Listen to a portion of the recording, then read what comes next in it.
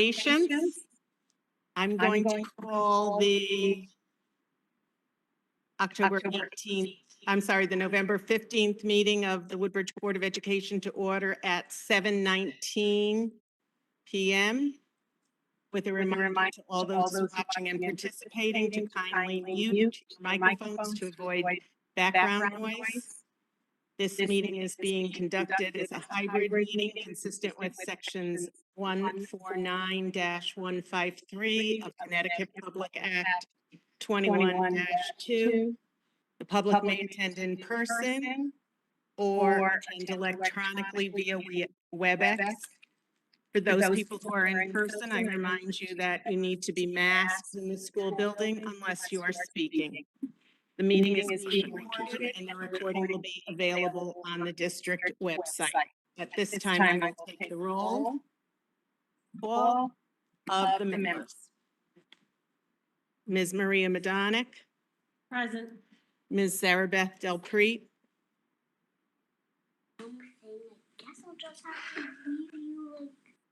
I believe Sarah Beth's on her way. Dr. J. Gaia. Ms. Brooke Hopkins. Mr. Jeff Hughes. Mr. David Ross. I believe Mr. Ross, Dr. Ross is attending virtually this evening, and he might be having a few technical difficulties as well. Dr. Mike Strambler. Here. Ms. Erin Williamson. And I'm the chair, Ms. Lynn Piasek. Staff in attendance this evening include Dr. Jonathan Budd, Superintendent, Mr. Richard Hewitt, Interim Director of Business and Operations, Ms. Cheryl Giesel, Director of Special Services, Ms. Annalise Sherman, Principal, Mr. James Sapia, Assistant Principal, is attending virtually, and Ms. Marcia DiGennaro, Clerk of the Board, is virtual. Also, Mr. Vito Asparo, Facilities Manager or Director? We'll take either. Great, thank you. Do we have a flag in here? Yeah. This evening, I'm going to ask that everyone please stand for the Pledge of Allegiance. I pledge allegiance To the flag of the United States of America, to the republic for which it stands, one nation under indivisible, with liberty and justice for all. Thank you. I have checked with our secretary, Ms. Delbrete. There is no correspondence this evening. Is there public comment? If you have public comment, you can raise your hand in the participants list or in public.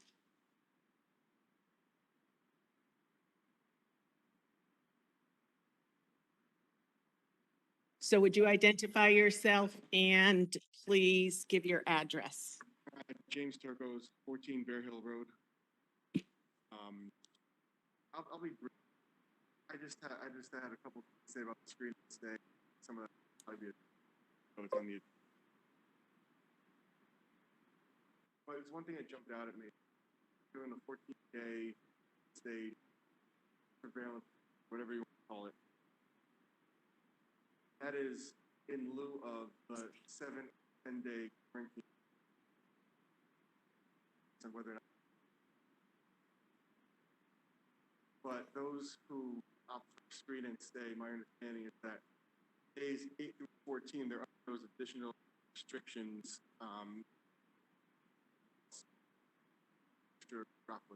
Said in the guidance.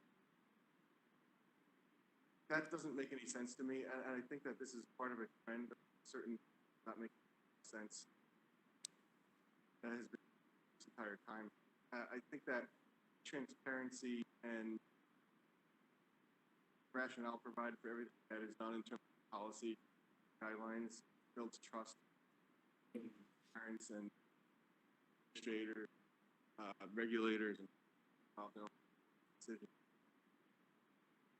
And I've been following obviously this last year and stuff, and usually the conversation ends somewhere following the science. Wow, that's a goal for all of us. It also doesn't add a lot of context, goes into a lot of decision following the. That's not good. All be other examples, quarantine policy based on vaccine status. At this point, even at the CDC said that stopping it. It seems more punitive than get the shot, so then say based on scientific.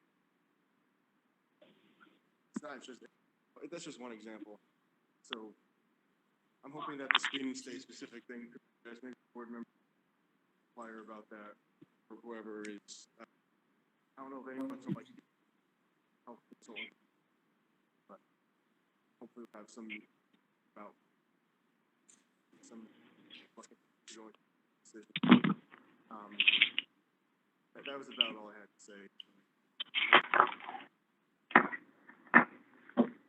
Thank you, Mr. Chirkos. I apologize for not reading the statement regarding public comment, but you may remember it from the last time. Is there any other public comment?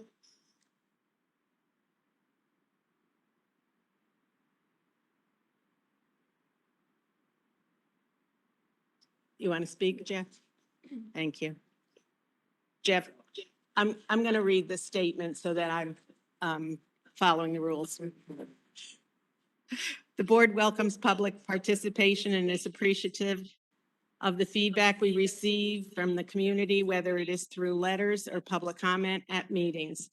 If you are making a public comment at tonight's meeting, please be aware that the board will not respond to any comments made during the public comment period except to clarify issues. We will take into consideration your comments, and when appropriate, district administration will follow up with you at a later point in time. We ask that speakers limit their comments to 3 minutes, and Ms. Madonic is serving as our timekeeper once again this evening. Thanks, Jeff.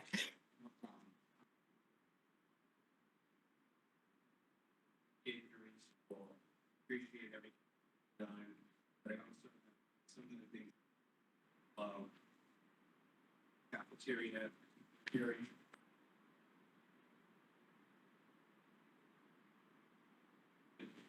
With it.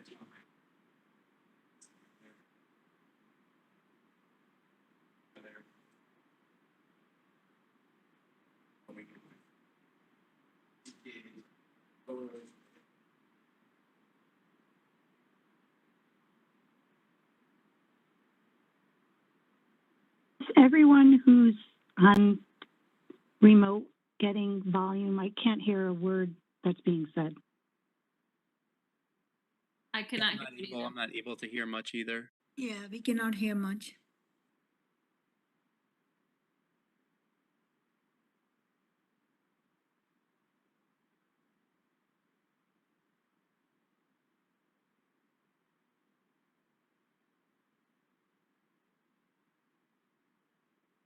Can you hear Mr. Luck now? You know, so many people wanted to hear me speak. Thank you all. I was just saying. Dr. Budd? Yes. I did not hear the first public comment whatsoever, and I believe he was actually calling in. And no, I think you said it's Mr. Luck that's speaking now, and I cannot hear him at all. Okay, so we'll address that. Both. I'm going to bring my computer over. Both Mr. Chirkos and Mr. Luck are in the room with us, but they're also on their phone participating. So I think Mr. Luck's going to start again first. Thank you. One of the things I wanted to address was, I know they're trying to get everything done here, keep these kids in school. But one of the issues that I'm hearing, and I don't want to use the word issue, but one of the concerns is in the cafeteria, they're trying to get these kids in. They're two at a time. They're sitting two at a table. They're not really allowed to speak to each other.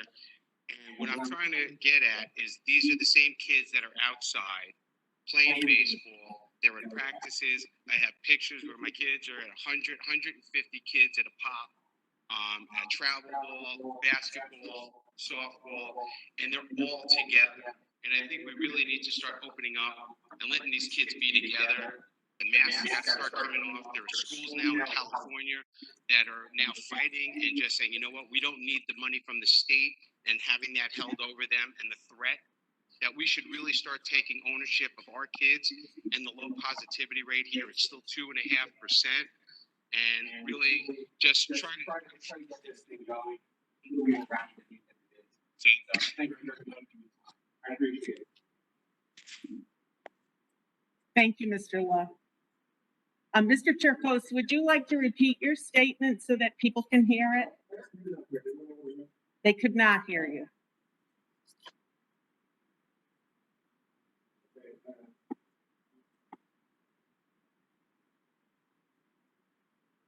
Can you hear me now? It's someone who's home put their thumb up. Jimmy, can you hear Mr. Turcos now? Yes. Hello? Yes. Maybe, yeah, okay. Yes. James Turcos, 14 Bear Hill Road. Thank you. And for benefit of everyone in the record again, I just have a question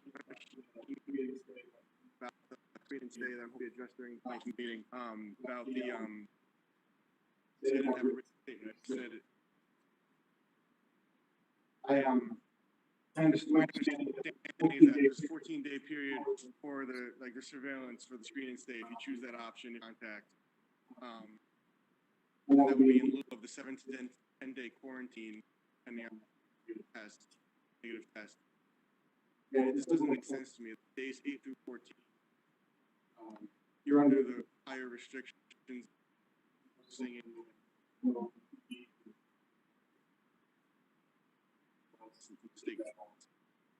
Whereas if you choose the quarantine day 8 or day 11, whatever, you're back full without having restrictions. And if that's the case, it doesn't make sense. Just a pattern of sequences of events that don't make sense. Engage in sound, whether it's more political in some cases, or just easier to be as possible and out, which is great, I guess, theory, but we're 20 months in, and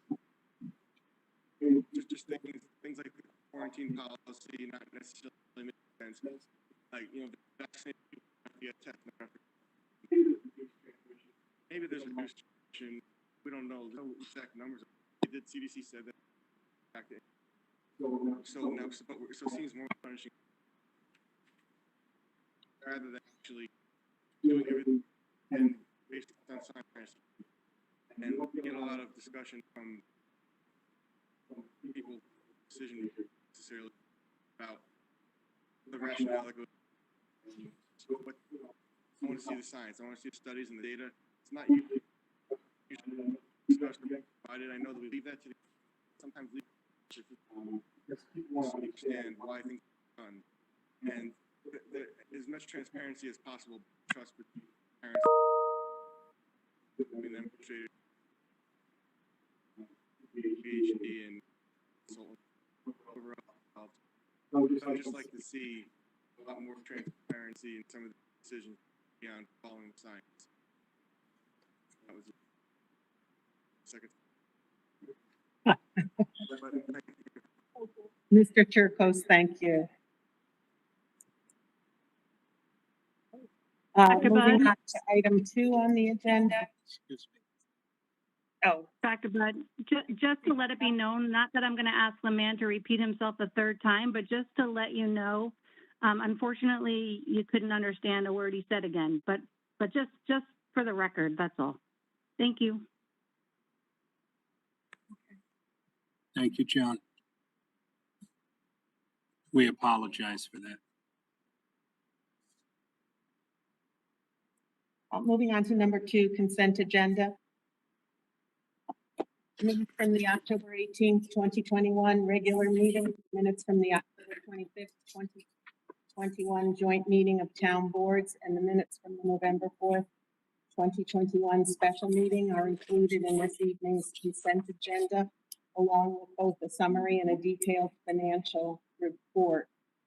Also included this month in the consent agenda is the acceptance for 30-day review of policy 9273, civility.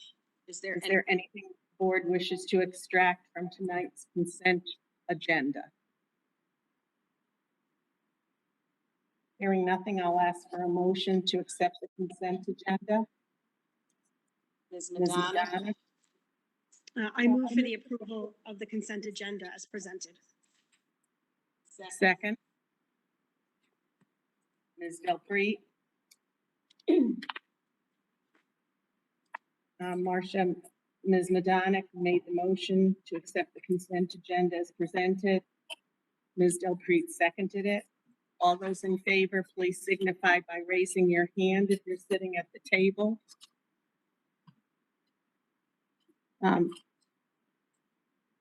Dr. Strambler, you're voting in the affirmative? Yes. And Dr. Ross? Yes. It's unanimous, Marcia. Thank you.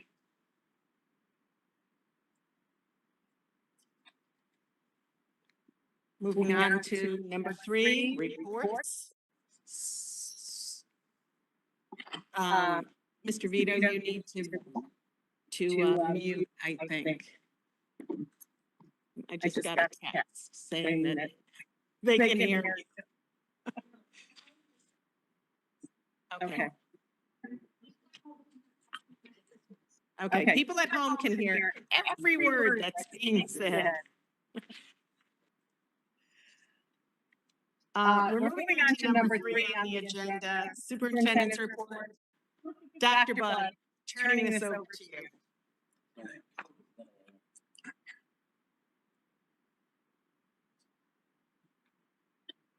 Dr. Strambler, you're on my screen, so can I ask if you can hear me? Yes. Okay, thank you. We have several things tonight, everyone, but I first want to call to the community's attention an e-blast I sent to families 2 weeks ago. We still have vacancies for building substitutes and lunchroom aides. The details for these positions are posted on our district website, and Beecher Principal Annalisa Sherman or I would be happy to answer any questions about either type of position with any interested person. Woodbridge is not immune to the staffing shortages affecting nearly all Connecticut public school districts. Without our full budgeted complement of building substitutes and lunch aides, most days we must reallocate existing staff to cover staff who are absent or at lunch. We continue to look for creative ways to meet this personnel need within the current state shortage of available individuals. Next, I'm pleased to announce to the board the conclusion of contributions for the Nicole Silva Memorial at Beecher Road School, toward which the board approved contributions back at its September meeting. A total of $2,807 has been contributed toward this purpose, slightly exceeding our earlier goal. Many thanks to our Director of Special Services, Cheryl Kiesel, for leading this meaningful effort.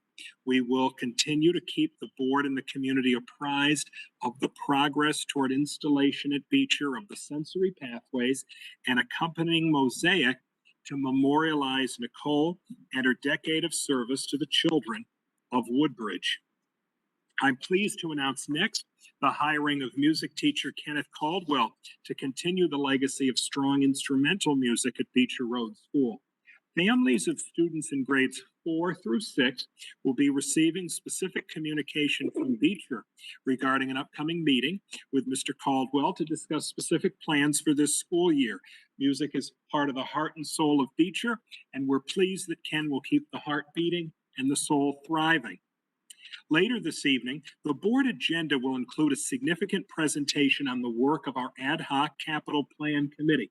The presentation will include details on building usage and enrollment at Beecher Road School, both now and forecasted.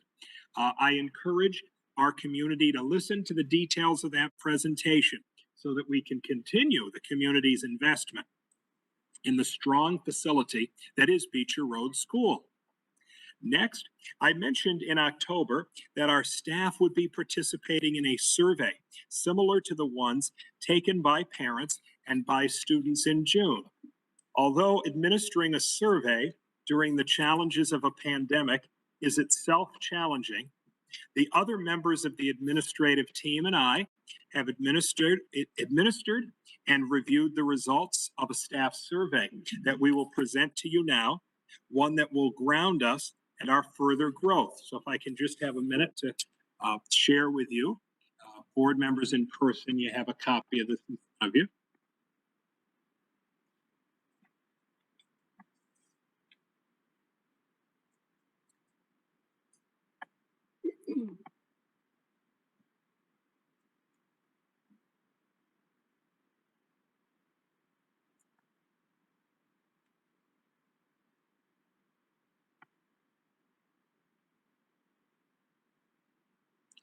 Maria, you're on my screen. Can you see it on your screen as well? Okay, then we're in good shape.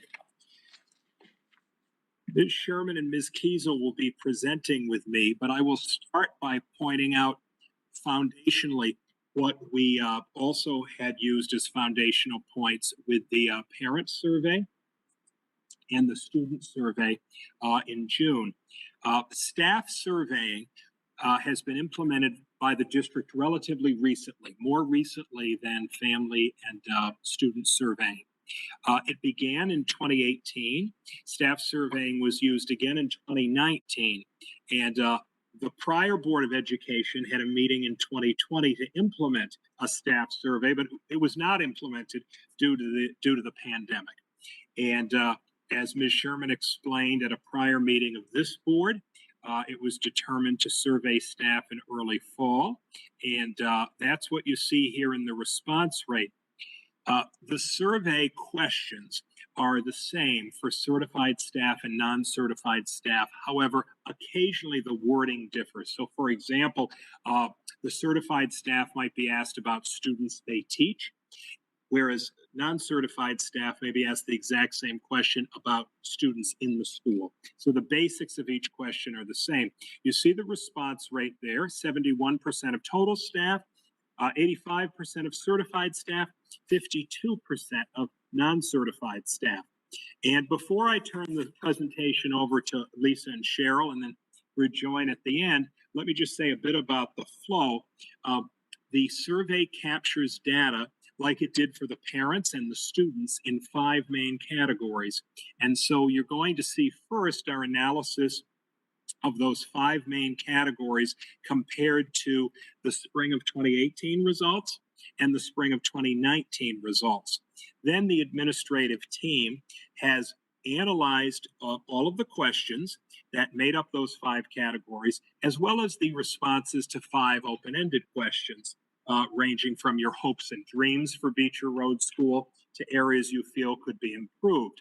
And so after we talk about the trends in the major 5 categories, Lisa and Cheryl are going to talk through various questions that to us are representative of both growth that the district should benchmark, as well as areas that should stand as improvement areas for us. And then following that, we'll speak about some overall next steps we plan based both on the quantitative results as well as the analysis of the open-ended questions. So I'll turn this over to you, Lisa, for the next slide. Thank you. I'm hoping everyone at home can hear me okay. If you can't, just shout out so we know. So thank you for giving me the opportunity to collectively with Jonathan and Cheryl, collaboratively with Jonathan and Cheryl, share this presentation with you about the Panorama Survey. And as Jonathan just mentioned, the overall survey results are what you are looking at right now. So you are seeing the 5 main areas that staff members responded to a variety of questions. So within each of those main areas, there are a series of questions for staff members to respond to.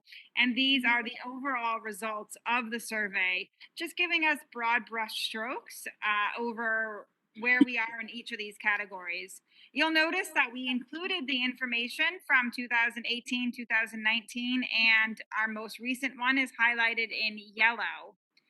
And as I'm sure you'll notice right away, we held pretty steady or even increased a little bit in the first three categories: staff leadership, relationships.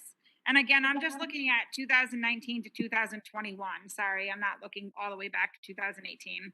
So in the first three categories, staff leadership, relationships, school climate, and school leadership, we held steady or even grew a little bit. And the bottom two categories, professional learning and feedback and coaching, those are the areas that we are identifying as areas of focus moving forward, both this school year and in the future.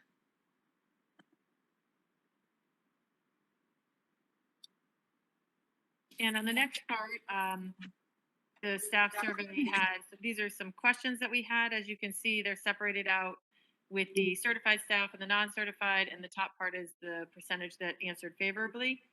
Friendliness and respect of everyone in the community is key. All elements here are showing positive increases since spring of 2019, and we will have to continue to work on having everyone feel valued at Beecher. On this next slide, we recognize the double-digit increases here from the certified staff. We have additional work to do with non-certified staff, including how we support them at a time that's full of change and challenges.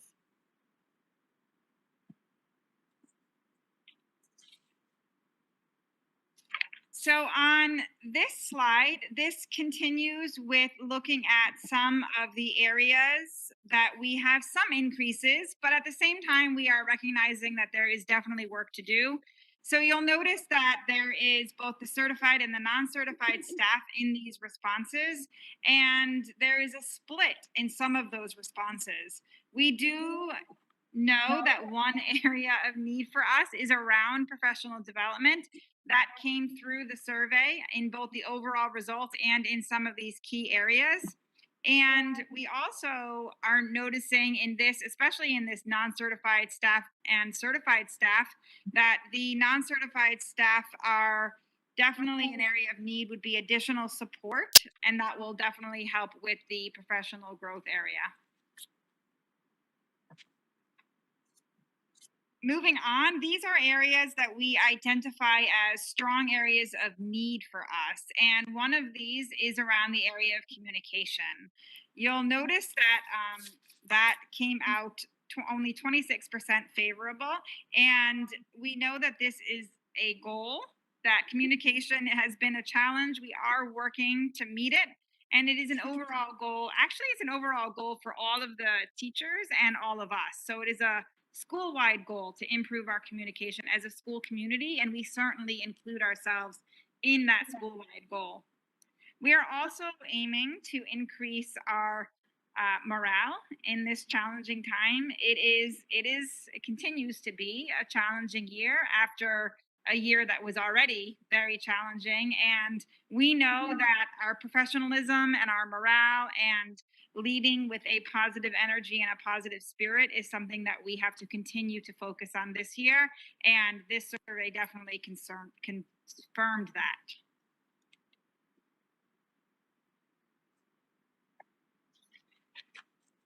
Moving on to the professional development section, extended professional learning opportunities is something that we are including through the use of our dedicated specialists. And that work is very much helping in this area, but it is something that we need to continue to focus on moving forward. We have had this year and even last year, we've had to prioritize some of the professional development specific to the pandemic, as opposed to teacher-selected professional development opportunities. So additionally, some of our specific professional development opportunities have been less available because of the pandemic. So some of the opportunities that our teachers are used to attending, such as visits to Teachers College, that has been not as available, or it's been available virtually, or has been inconsistent. So that is definitely an area that we recognize not only as an area of need, but an area that has been impacted by the pandemic.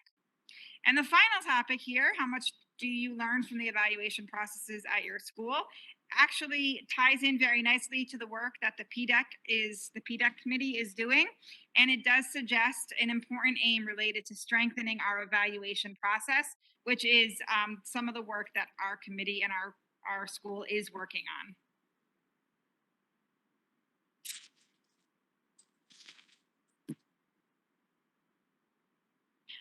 The really nice thing, actually, it's always nice when everything ties together beautifully in education.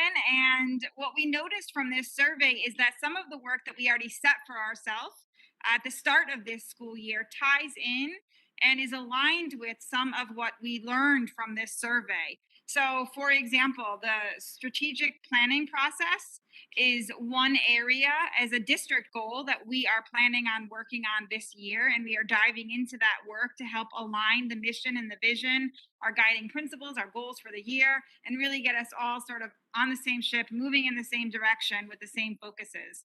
The social and emotional needs of all of our students, including those returning from remote learning, is one of our school goals. Social, emotional, morale, staff morale, taking care of our students, supporting our students and their emotional needs was definitely a theme within this survey. And then finally, one of our goals is around communication, which obviously we identified as an area of need based on the results you just saw. And what you'll see on this slide actually is that our original goal had communication with families. And in the interest, as we were talking about it, we realized that we had to include communication with staff as well. So it is one of our goals as administrators, but we had not captured that in our initial writing of the school goal. So we're actually updating our school goal to reflect that change so that staff and families communication is included.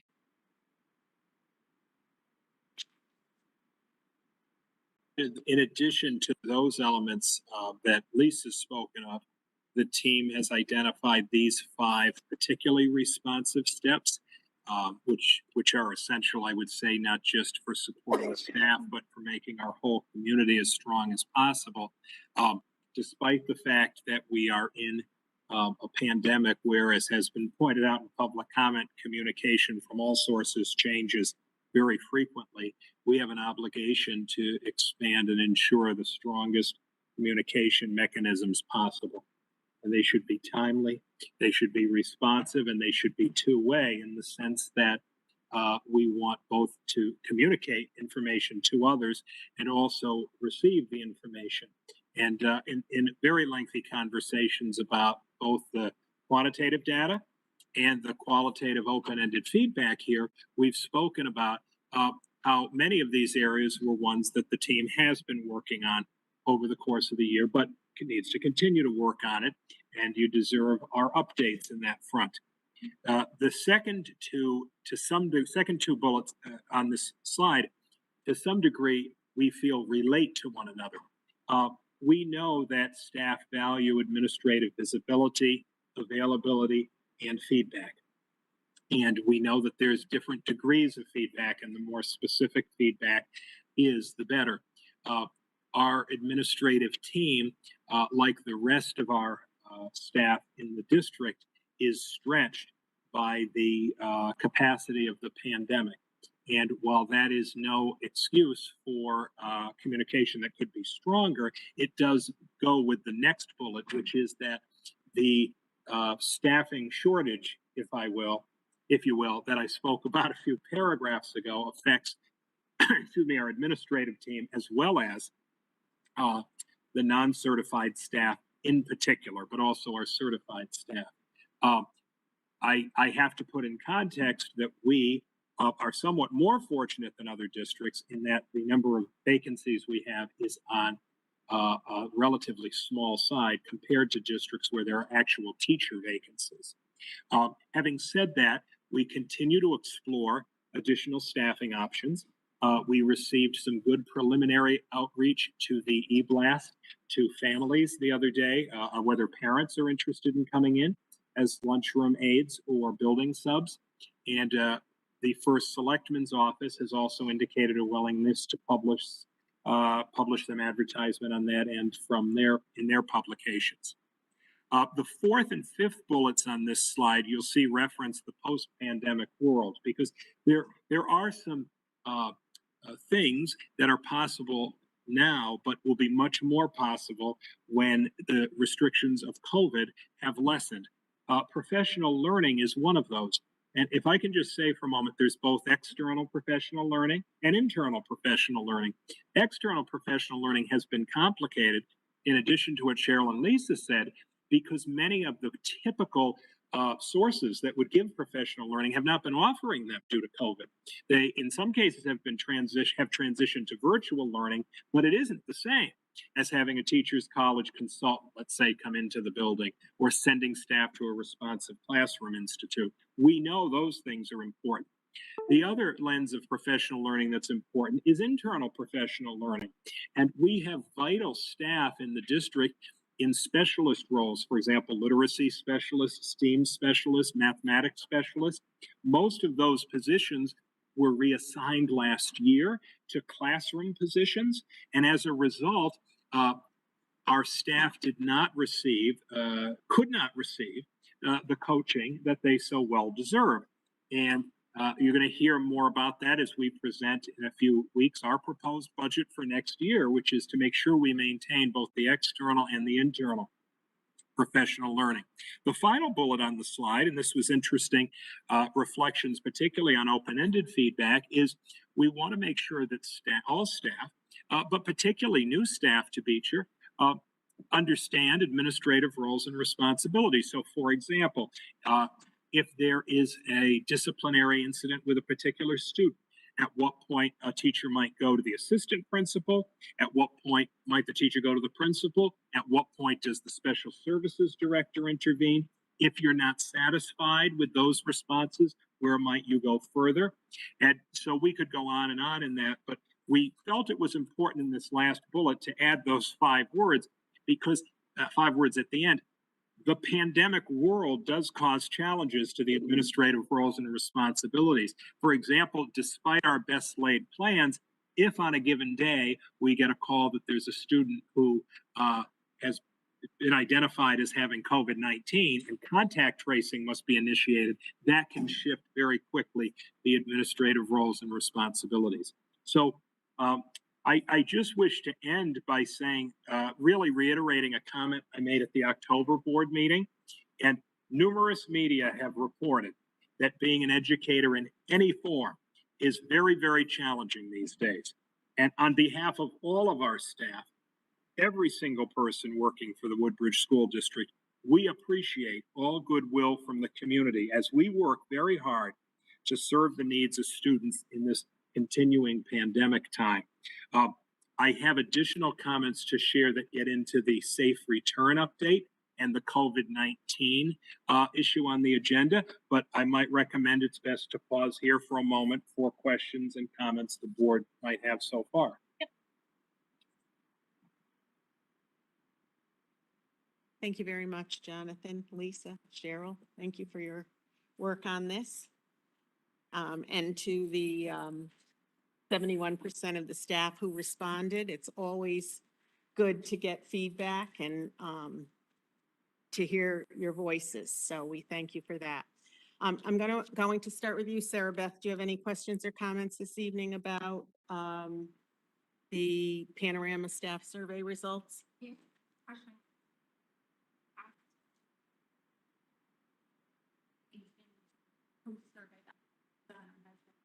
That much for the survey.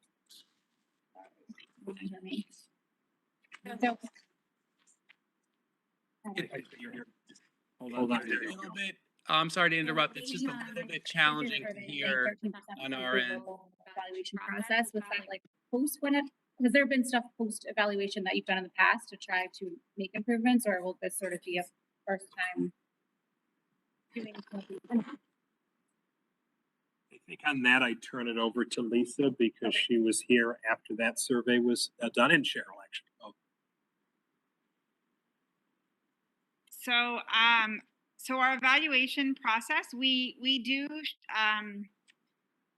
review it with the teachers every year. Could you, I'm so sorry. Dr. Ross is just asking that I repeat the question. Go ahead. So the question, I believe, is zeroing in on the final question that the statistics were given from. How much do you learn from the evaluation processes at your school? And Ms. Delpreet's question, correct me if I'm wrong, is since that response was low in the spring of 2019, what responses were done then to try to improve that? Right, like what things were done? What things were done based on this 2019 survey, I think is the question. Right. So, I'm going to just restart. So the teacher evaluation process is looked at through our PDEC committee and presented to the staff every single year as part of our obligation to the teachers to sort of update them and talk through the process. So in 2019, when we received those results, we had at the time talked about making some changes to our process for the 2020 school year. And we as an administrative team had started the year by really focusing on providing some more written feedback.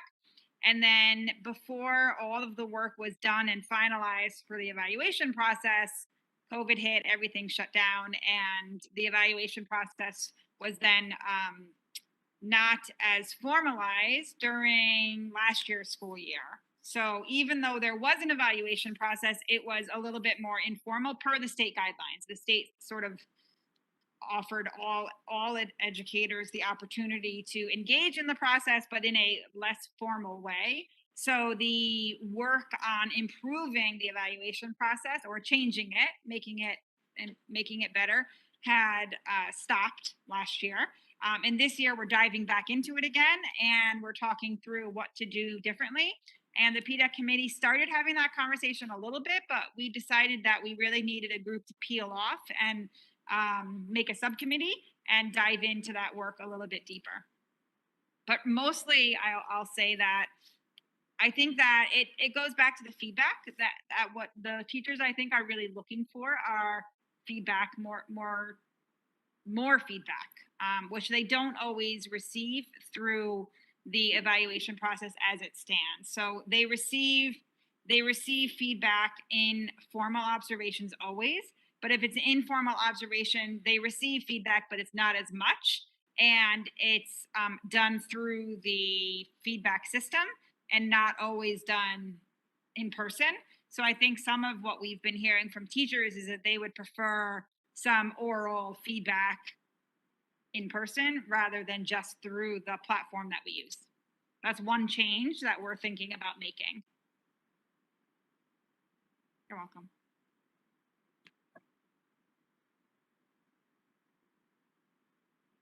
Dr. Strambler, do you have any questions or comments this evening? Yes. One question has had to do with the qualitative responses. You mentioned the qualitative responses from the survey. What have you been able to glean from those? In general, are you finding that what was reported there was consistent or different from what we're seeing from the quantitative values? Lisa, can I do that? Sorry, we struggle with feedback in the room here from time to time. I believe, Mike, your question was on the qualitative feedback and what's been learned from that in particular. Yes. I think that of the 5 bullets we see as responsive steps, the first 4, actually, let me clarify that. Bullets 1, 2, and 4 were pretty clear based on the quantitative data because there are questions that go directly toward communication, professional learning, and feedback. Bullets 3 and 5 came primarily through the qualitative data. Our teaching assistants, who are the bulk of our non-certified staff, by necessity are being reassigned almost on a daily basis because of the shortage of building subs and lunchroom aides. So many of the non-certified staff spoke about that in the qualitative feedback, the variability of their assignment from day to day. And then I would say the 5th bullet is one that we saw in the qualitative comments that doesn't necessarily get asked about which is that the staff legitimately want some clarity with certain, even particular topics about who to go to, how long they should wait for a response, what to do if they don't get a positive response, etc. So the third and the fifth bullet primarily through the qualitative, whereas the first, second, and fourth through both.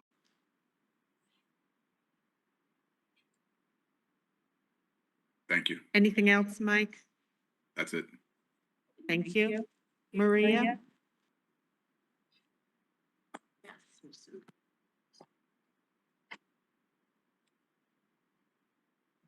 Okay. Thank you, and thank you for the presentation.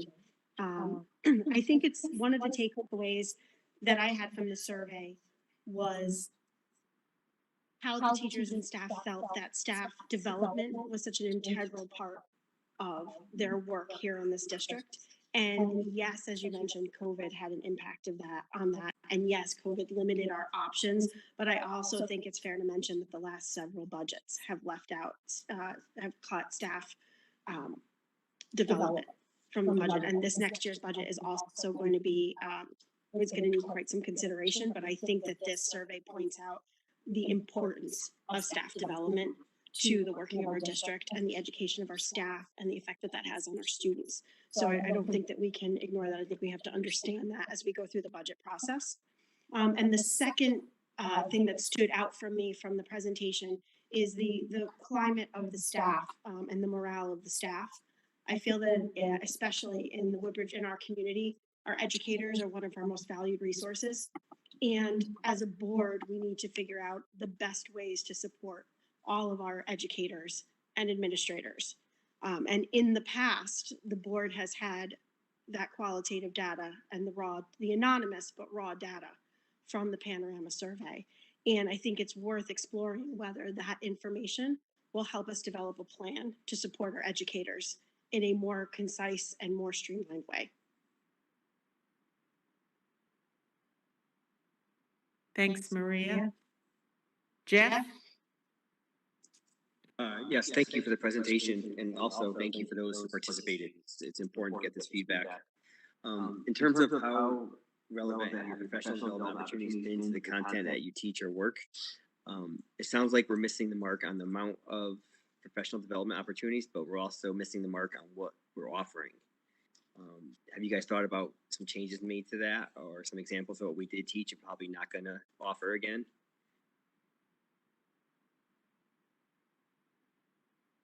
Yeah, so I would say, you know, speaking to last year, a lot of the people that help with our professional development planning were our literacy math and STEAM teachers, and not having them available last year had a tremendous impact on what we were able to do, because they are the ones that definitely help a lot with the planning as well as the teachers. And last year, in living in the world that we were living in and teaching the way that we were teaching, a lot of our professional development was, as I mentioned, it was less teacher selected and more like, okay, we know we need to learn this, how to, you know, run a Google Meet effectively, how to run Google Classroom, you know. So it was more, this is the work we have to do to teach the way that we have to teach. This year, our PDEC is back up and running. We have our specialists and our STEAM teacher back in their roles again, which is really helpful. And the work that the professional development that we're offering is more driven now by those voices and the teacher voices, and having the opportunity to have their input in the work that we're doing and moving that work forward. And it's a little bit still driven by the pandemic that we're living in, but it's also driven by what we're hearing from staff and teachers. And when I actually do my principal's report, I will share with you our November 2nd PD Day, which was really directly related to our school goals, as well as really driven by the PDEC. I mean, that committee, which is made up of teachers and our math and our literacy specialists and our STEAM teacher and a lot of different voices, they're the ones that really help to make that professional development day and put it into action. So I'm thinking that as we move forward into this upcoming year and we continue to meet and plan and implement this work that is suggested by the committee, hopefully that response will be more positive because it will really be the teachers' voices and less driven by the teaching that we have to do and more driven by this is what the teachers are saying we need to, improve our own teaching and learning practice. I guess one of the trends or buzzwords in education is the social emotional learning. Yeah. Again, it sounds good. It has good intent. I don't know if there's professional development offered on that, but that might take away from what teachers are actually wanting to develop on. Was there any social emotional learning taught this year? So okay, if I answer again, sorry, I just keep going. So we did start the year with Scarlett Lewis from the Choose Love organization, which we've talked about, and we did actually. Well, that's how we started the year with some of that work. We have sort of ongoing work around responsive classroom in the format of our faculty meetings. All of our faculty meetings are run in a responsive classroom style with the community coming together and engaging in some of our responsive classroom routines. And also, I want to mention that our beginning teachers are having a tremendous amount of support by Michelle Shepard, who is really leading the charge on supporting them. And she is engaging in other teachers to help support those beginning teachers. And one of those was Mr. Joe DePalma, who is a responsive classroom national trainer. So he actually worked with some of the beginning teachers around that responsive classroom work, which is our social emotional curriculum, I should mention. So that's how we started. It's only November. I'm sure we'll be doing more. And we continue to sort of, I would say anecdotally, just administratively, I'm looking at Cheryl, because I would say anecdotally, administratively, I think that one of the things that we try really hard to do also is to check in with the staff just informally. Just how are you doing? What's going on? How can we help you? What do you need? They text us and call us and come visit us. And so it's sort of our way of checking in on the teachers too, to see how are you doing, because we know it's a heavy load they're carrying and they're working really, really hard. And we want to support the teachers so that they can support the students. Absolutely. That kind of leads to my next question. You mentioned checking in. Do you check in right after the development day, or just a quick temperature check of the room? Hey, what you guys think? Was that good? Was that? Yeah. So I hate to see one bad development day really skew the survey. So there is a constant check-in. Yeah, I'm glad you're asking that actually, because we did a Google form with questions for staff to respond to after the last professional development day. And the PDEC is meeting this week to actually review all of those responses and discuss them and make some plans moving forward for our work. So yes, we do send out, we didn't as much last year, I'll admit, but this year we're back to it where we send out a survey especially after, we don't do it after every single faculty meeting necessarily, but after all of our big professional development days or our half days, we send out a survey to ask staff to respond to the work that they did and offer suggestions for work moving forward. So we always ask, what is one thing you learned? What is one thing you're taking away? What is one thing that you still need? How else can we support you? So we always ask those questions and we send it out to all the staff, and then the PDEC committee reviews it, which we are doing this week. Thank you.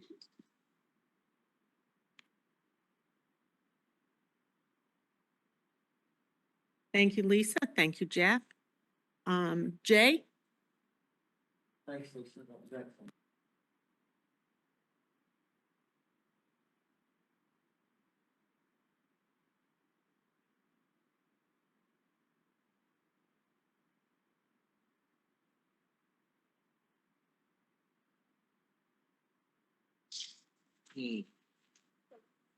So thank you, Lisa. Thank you for the information so far. I'm going to take over where Maria left off, and Maria asked for some softer information. And so what I'm hearing through this survey and through information at other committee meetings is that the staff shortages seem to be driving the non-certified sections. So is there any way to take that out and then work out what the favorability and the unfavorability rating is? Because I think that's a key driver. The second part of it is the TA support in general ed. That's another thing that I seem to hear a lot. So in the survey, I don't know if you could talk to this. To what degree was that a component of this low favorability rating that I think Sarah Beth also alluded to. Was that a significant component? And can we do something beyond the hard constraint? The hard constraint is we don't have the staff. But can we do something beyond that? What would you propose there, or what would PDAC propose in that?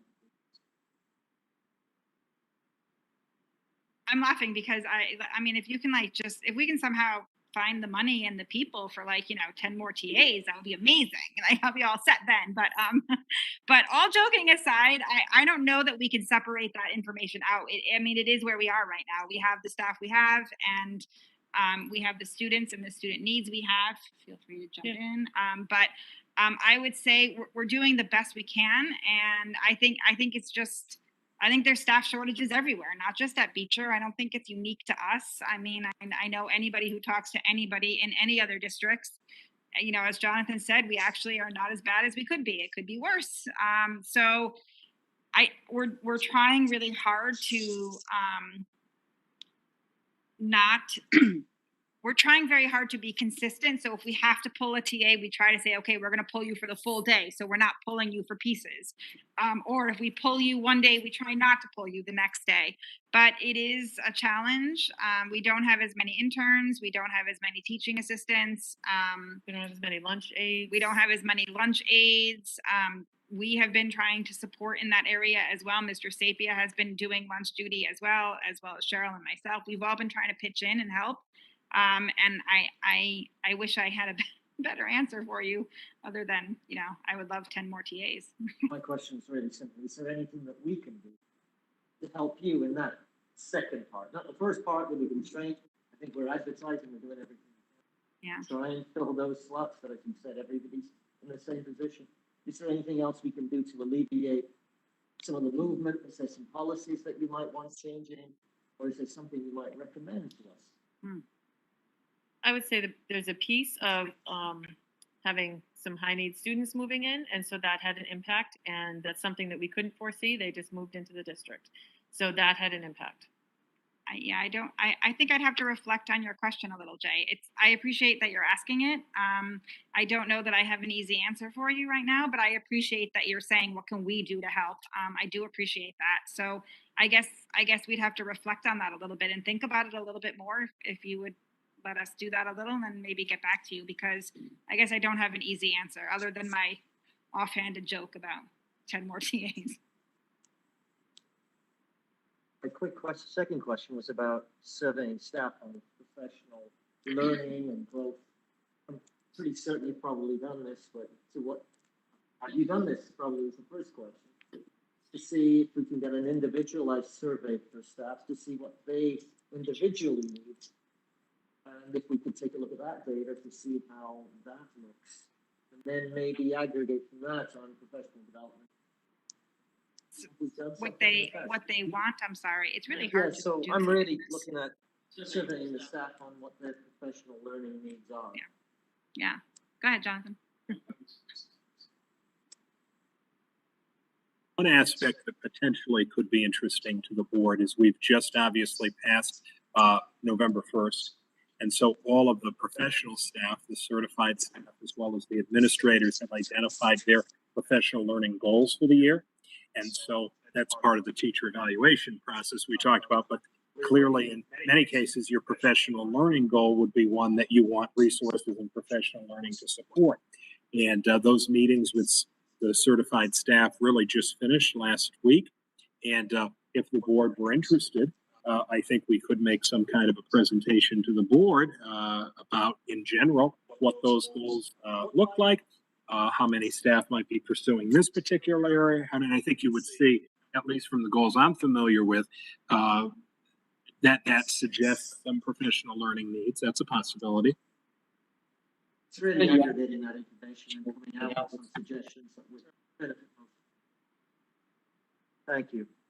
And if I may, it was this board in August, I believe, adopted the flexibilities. Well, I know we did. I just can't remember if it was August.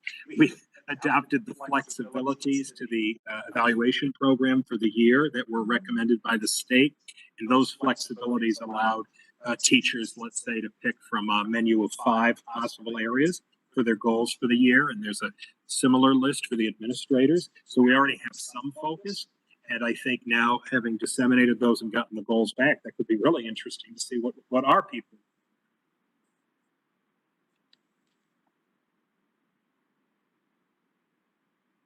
Thank you, Jay. Aaron?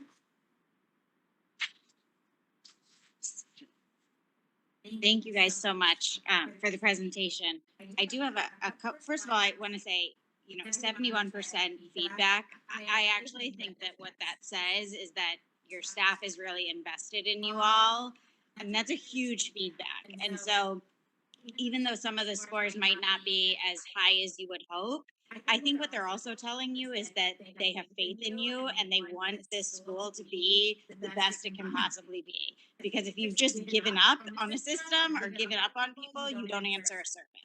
So I think that you guys should really look at the high response rate as your staff also saying, like, there's areas we're doing great in, there's areas we can do better in, but we're invested and we want to see us do better. So, I know it can be hard to get these surveys, and it can be really easy to immediately go to the lower numbers and not focus on the higher numbers.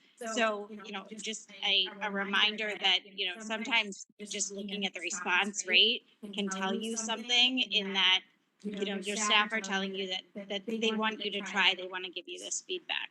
I do have some questions in terms of just breakdown of data, some of which I'm not sure is possible and some of which I'm just wondering. This is a lot of data and a lot of people who took the survey.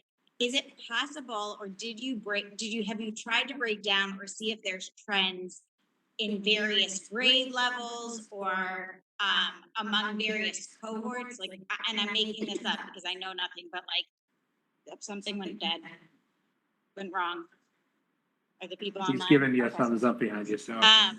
Something went and I'm totally making this up. I don't even have kids in these grades. So is sixth grade really happy, but second grade is really struggling?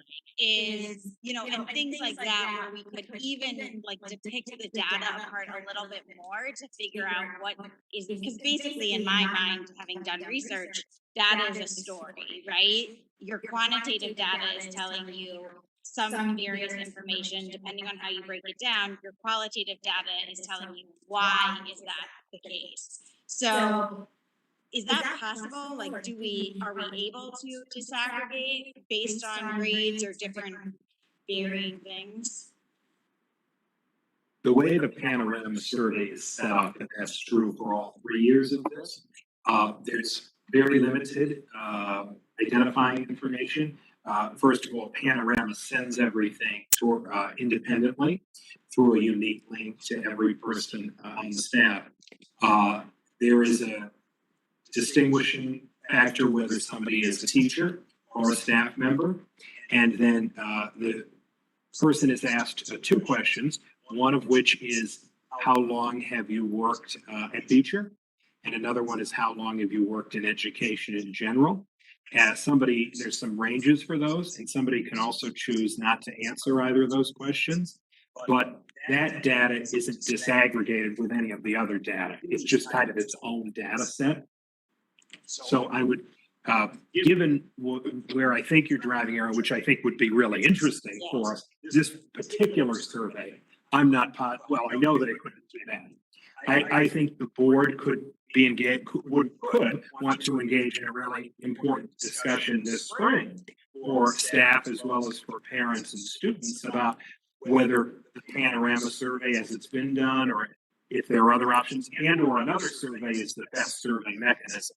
But this particular data set isn't disaggregatable that way. Okay. Sorry. No, I do think that would be a really helpful discussion as we think about the future. I would be curious as if there, although I don't know, based on what you said, Jonathan, if this is possible to disaggregate people who have been at Beecher for a while versus people who are newer, maybe 1 to 3 years at Beecher, and to see if there's a difference among people who have been here a while versus are new. Are we able to do that or no?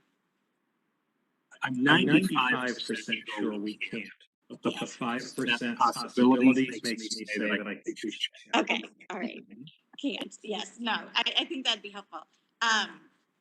You know, I think, and I do go back to, you know, I think that,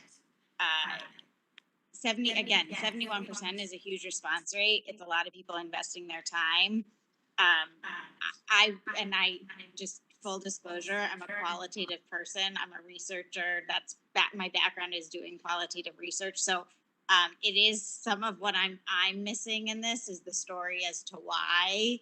I think that this is really good information, but it's like, I feel like that, and again, not evaluative, not a negative. I don't think anybody's doing anything wrong. But you could look at the surveys from even my work, right? And I mean, all of us who are in leadership positions, COVID has been hard for us, right? And to be honest, there's a lot of times we're making choices that other people don't have all the information and they aren't privy to. And it's not okay for us to share it.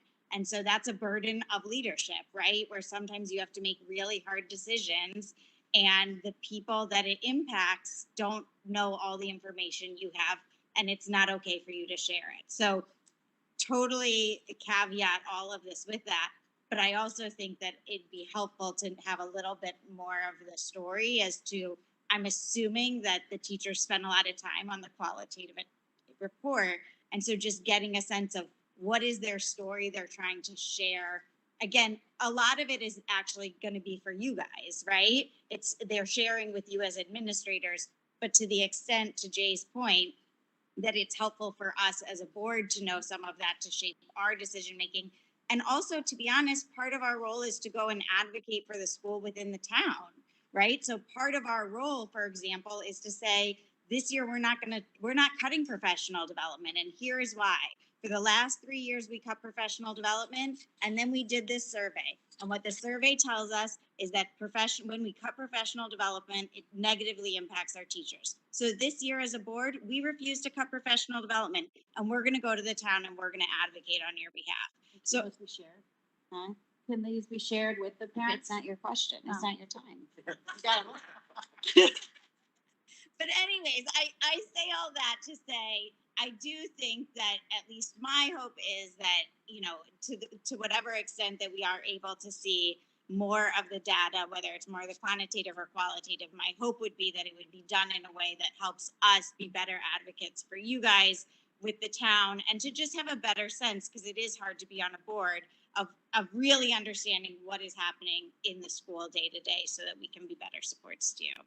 My one last question, and then I'm going to turn it over to Brock, my colleague who has lots of questions, are these all of the quantitative questions, or are these just select quantitative questions?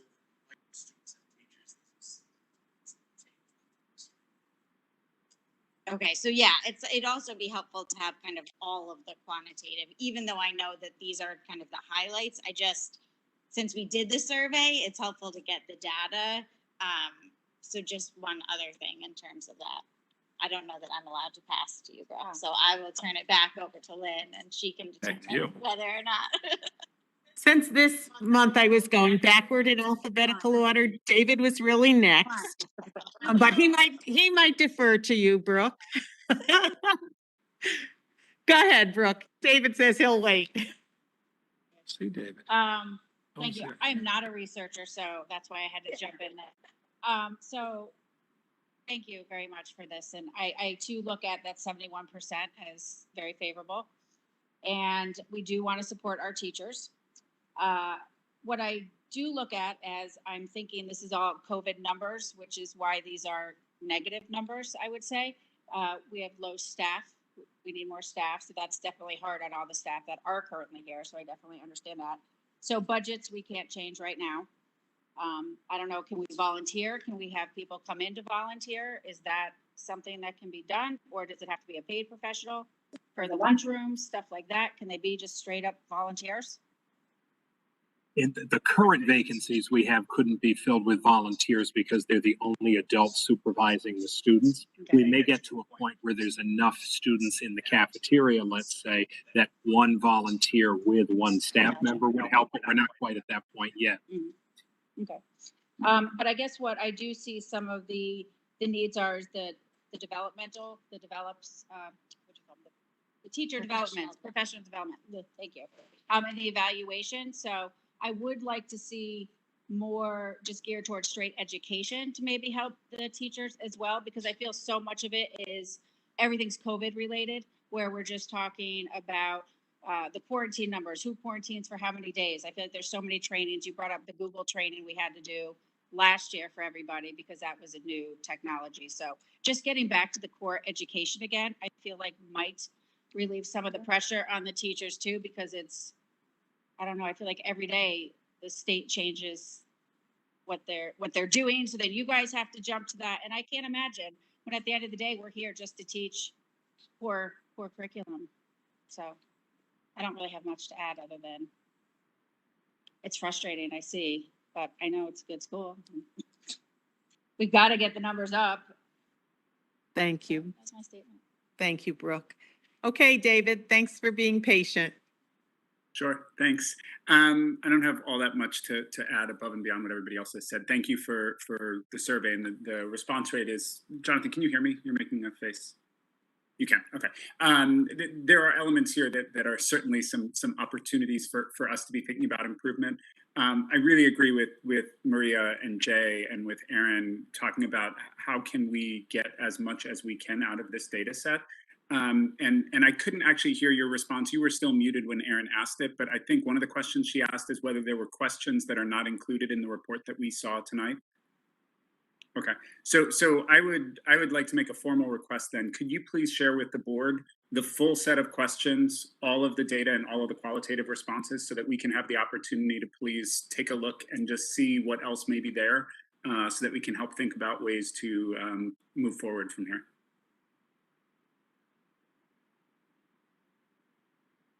Want to respond to that, or do you want me to say something? Go ahead if you want to. Okay, so, you know, I appreciate that comment, David, and I agree that it would be very helpful for us to hear the voices of all the constituents. But we have to be very careful when it comes to comments, if they are, appear to be evaluative of anyone, because that's beyond the scope of the board. So I don't know if you want to change your request. So what I would say is my understanding is we can't be involved in any personnel issues other than the superintendent. So if there are questions about the superintendent, those could be included. Anything that was uniquely identifiable to any other individual would be blocked. That I certainly understand that that's a constraint, but outside of that, I would ask if we could see all questions that are legally permissible to us. Do we need a motion for that? I think we just have an ongoing sharing.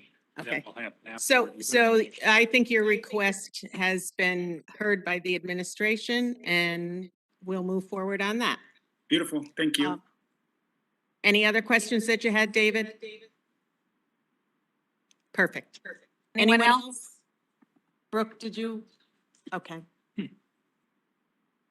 I just want to take a moment to thank again, Lisa, Cheryl, Jonathan, for all the work you did to present this. I want to thank, I agree with Aaron and Brooke, who said 71% is amazing. When I worked here in this school, to get 71% of anything was a miracle. So I appreciate all of the staff who took time to answer that, because it really gives the board and the community a sense of what everyone's thinking. And in order to move forward, we have to know what all the constituencies are thinking. I think we should celebrate the successes and continue that positive work and focus our attention on the areas of need. And I know that's something that you as administrators always do. So thanks for that. Go ahead, Maria.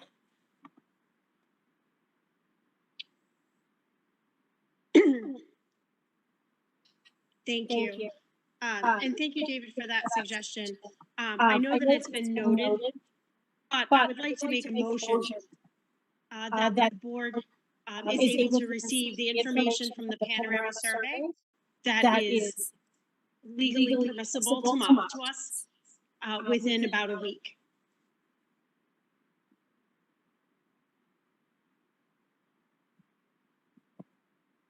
I second that motion.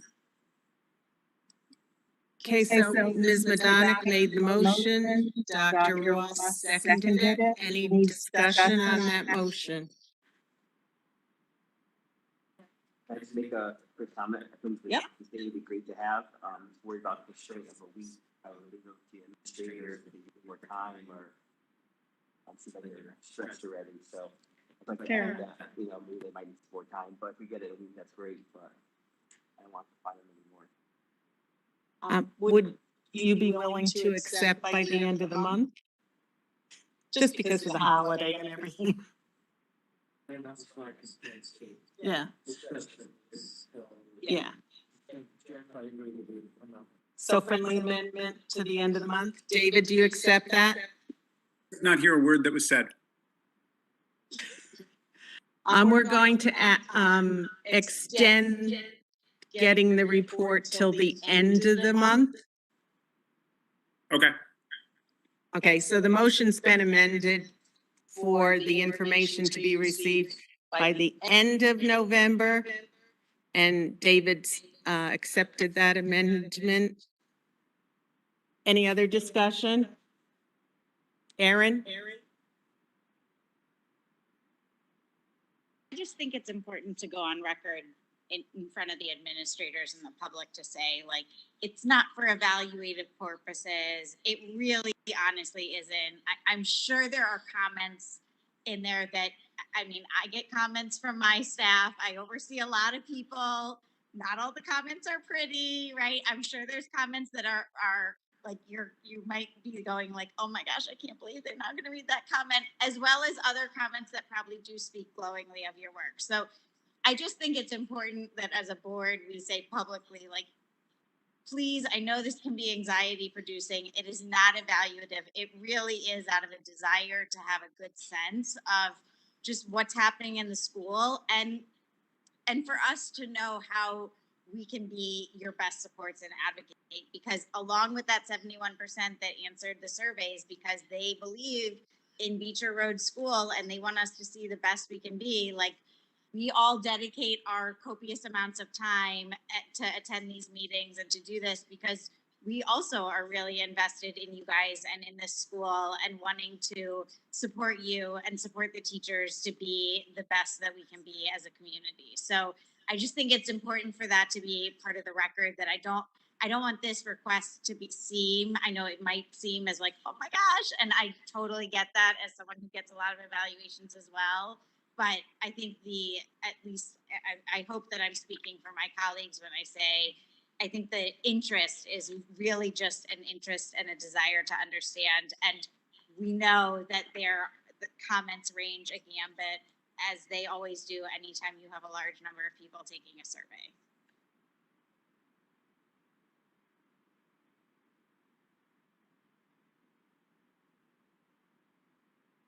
All right, we have a motion on the floor. I'll call the roll. Sarah Beth? Yes. Mike? Yes. Maria? Yes. Jeff? Jay? Yes. Aaron? David? Yes. Brooke? And I'll vote yes, so that it's unanimous. Anything else, board members? Okay, we'll move on to the update on the safe return plan and COVID-19 guidelines.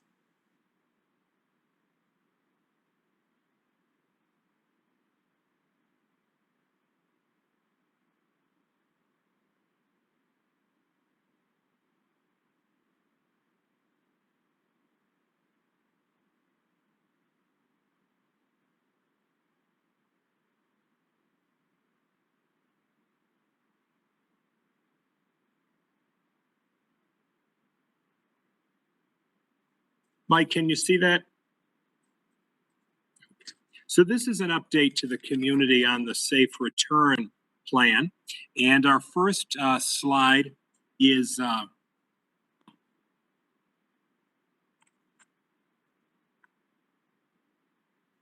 Sorry, technical difficulties. Our first slide speaks to some of the key updates, which is we've had approximately 50 days of in-person learning for all Beecher Road students. Our Safe Return Committee continues to meet. Since our October meeting, we've had 3 additional COVID cases at Beecher Road, but again, no confirmed cases of in-school transmission. We did begin the week of November 1st, optional in-school screening testing for approximately 100 students. And we announced that our quarantine length would be modified.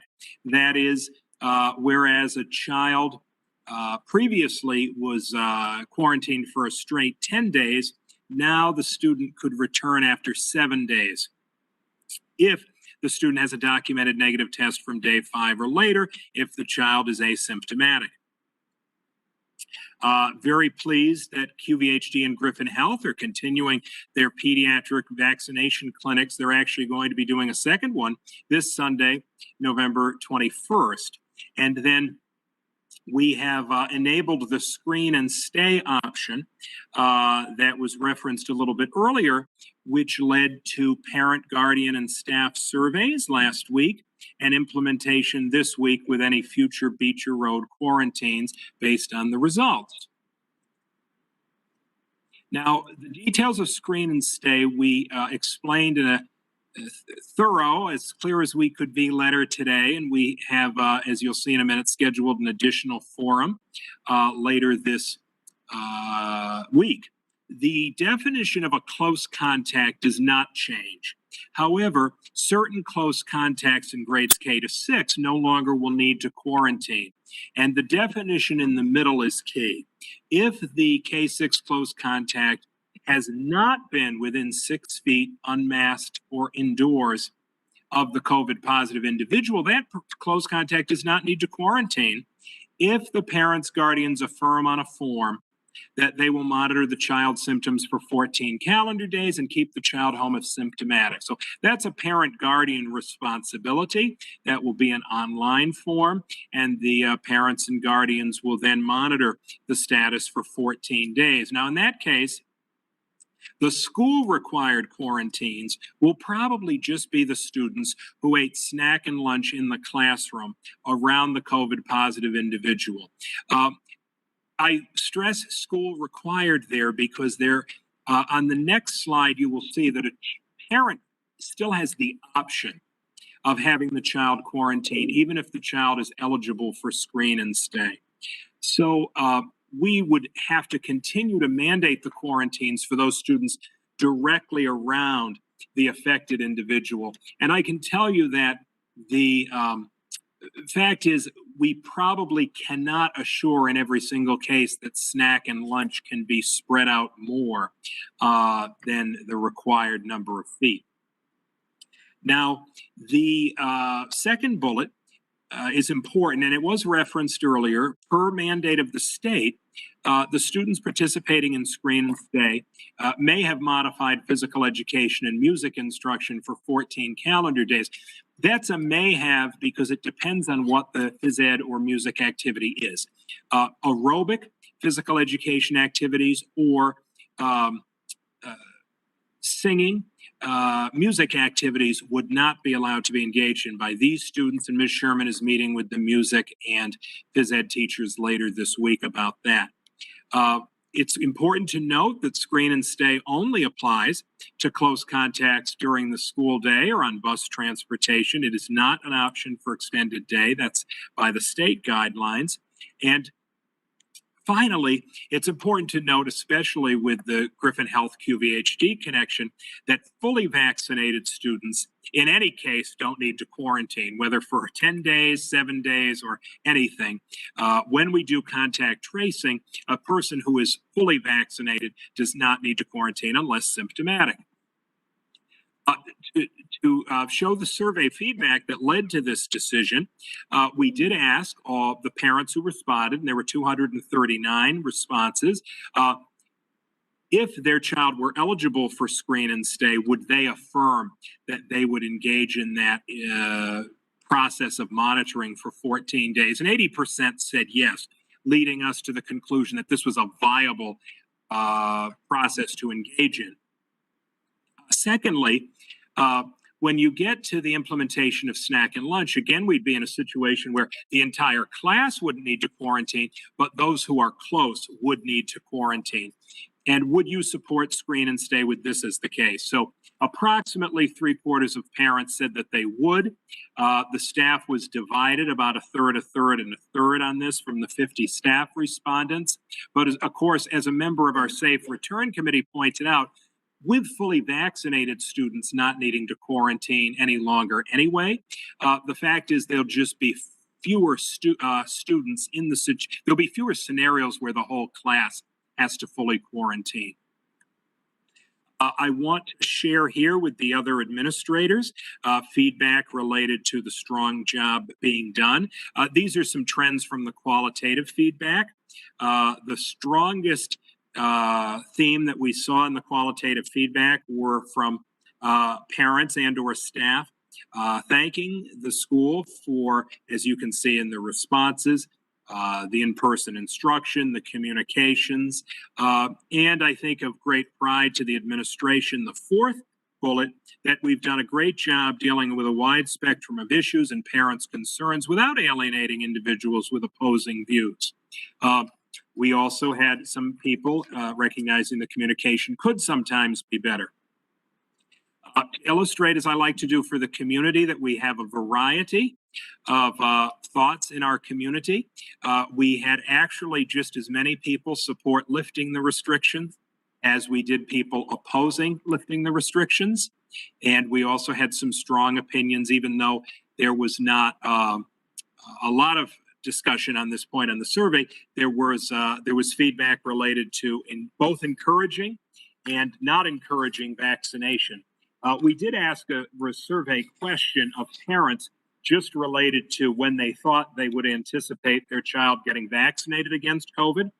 And we gave some options there by December 31st, by March 31st, or by June 30th, or my child is already vaccinated, or never. And we should have added the response of just not sure. So this is not a great question to have answered, to have asked this particular way, but I can tell you the way we asked it, about 53% of parents said that they plan to have their child vaccinated by this December, and another 16% said that their child is already vaccinated. So it also helps us to gauge that this dual kind of teaching is going to continue in any case. Next steps, we did e-blast details to parents today, and we uploaded them to the website. And finally, we have scheduled an optional staff forum a Wednesday afternoon with the administrative team to answer particular questions about this or anything else related to the pandemic. And we've advertised an optional parent guardian forum for Wednesday late afternoon because these are kind of complicated procedures. I would say that what's key is that our administrators do a great job when somebody actually is identified as a close contact, which of course could happen again. They do a great job at communicating the specifics. So in some cases, the specifics will be you're fully vaccinated, you don't have to formally quarantine. In other cases, the specifics will be about screen and stay or about the shorter quarantine period. So that is an update of where we are with COVID-19 restrictions at this particular point. Be happy to answer any questions. Thank you, Jonathan, for that. Sarah Beth, anything? So last parent's comment was that you've done a great job with not alienating individuals with opposing views. So by only the vaccinated children not having to quarantine, how will that affect? I mean, I guess you don't know, but that sort of starting to alienate people? Sure. I think I interpret that particular comment as a little bit more on our process as opposed to the actual outcome. There's nothing we're doing here that's not allowable or contrary to the state guidance. But you're correct that ultimately when students and or staff get fully vaccinated, there's kind of a different pathway for them than there is for others. I think what our team is takes good note of is that we are accommodating of various viewpoints and listen to them, despite sometimes not being able to change the outcome. But we don't have to follow those guidelines, do we? That We do not have to follow the screen and stay guidelines, okay. but the guidelines that a fully vaccinated person doesn't have to quarantine, that's a state mandate. Okay. You know, if we weren't doing screen and stay, then we would have a situation where the people who are fully vaccinated would have to quarantine, would not have to quarantine, but everybody else would have to quarantine. Screen and stay allows us to broaden the reach of people who don't have to quarantine. Mike, anything? Yeah, I have a related question to that. Since some students maybe who are vaccinated will not have to quarantine, I'm just wondering how we're keeping track of that. So are we asking all parents to report their status, or would that only be asked if there was a contact in a classroom? In that classroom, we know that there's some students would need to be quarantined. How do we get that information? It's a very good question. So, and it's timely because we do have parents sending us evidence of vaccination or the first dose in many cases of vaccination, which we keep if we get that information, but it's not necessary. Right now, because the fully vaccinated numbers of our students are rather low, when we do close contact tracing and the parent says that their child is fully vaccinated, we ask them to provide proof. However, our nursing staff have access to the statewide database of vaccination. As we start getting more students in that bucket, when we've developed the list of people who are close contacts, we'll then share that first with the nursing supervisor to see which of them are already fully vaccinated. And then we'll first prioritize communicating with those who aren't. So we have access to the information without the parents providing it, but at the moment, given the scale, we're asking the parents to provide it just for efficiency. Okay, all right, thank you. Do you know how quickly that state database is updated, how often it's updated? I believe it's pretty immediate. Okay, thank you. Thank you, Mike. Maria?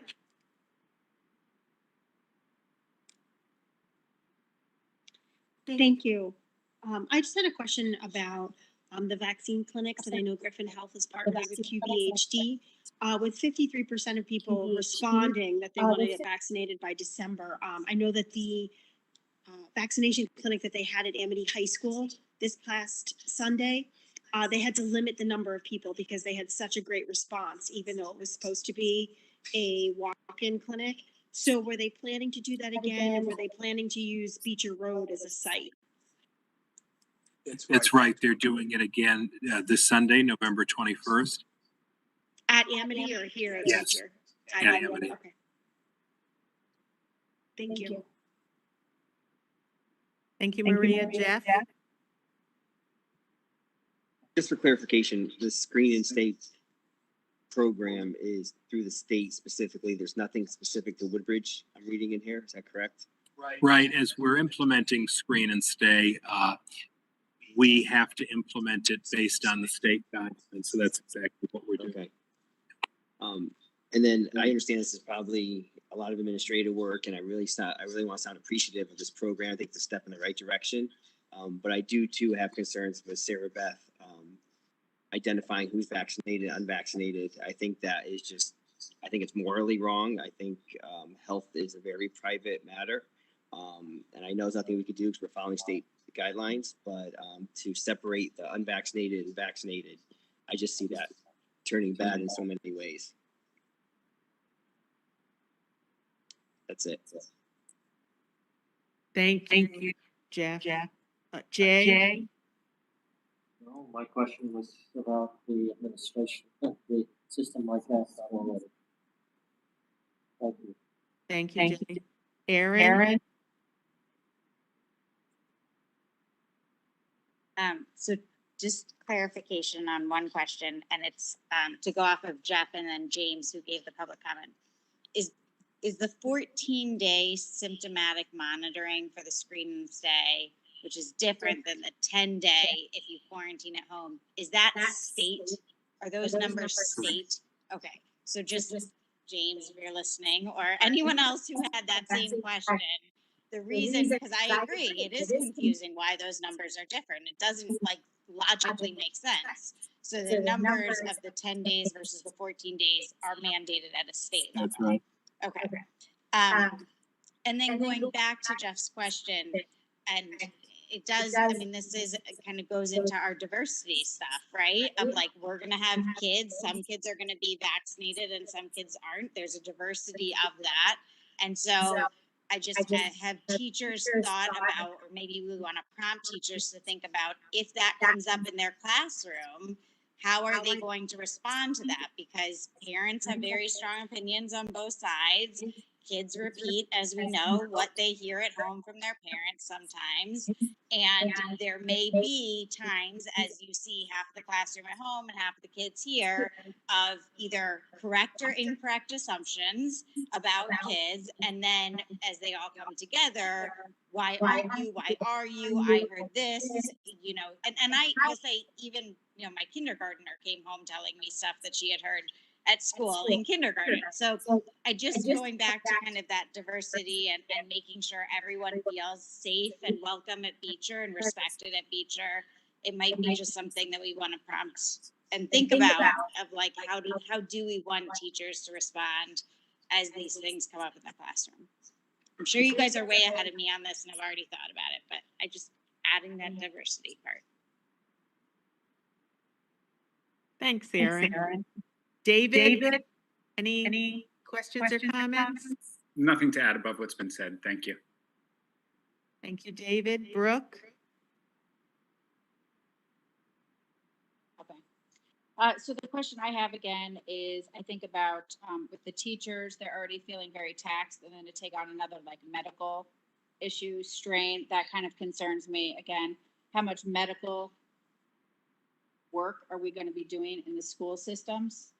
We have the swabbing, which I know is a voluntary program, but the teachers are having to help in administrating that. We already have to call families. I've gotten a phone call 10:30 at night, you know, to quarantine. So, I mean, you guys are doing a lot of that additional work. I feel like, again, going back to what we spoke about earlier, that COVID has really changed quite a bit. And again, it's budgets, but the concern about also alienating children, because it is going to happen. You know, there seems about a solid 50% are definitely going to vaccinate their children that aren't already. So the other 30% may or may not be, and that's going to happen. So more of a statement.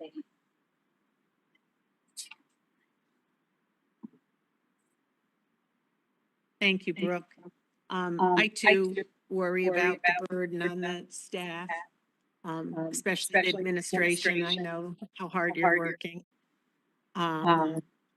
So I appreciate all the work that goes into this. And if you feel that there's any support that you need from the board, I hope that you will reach out to us. We need it.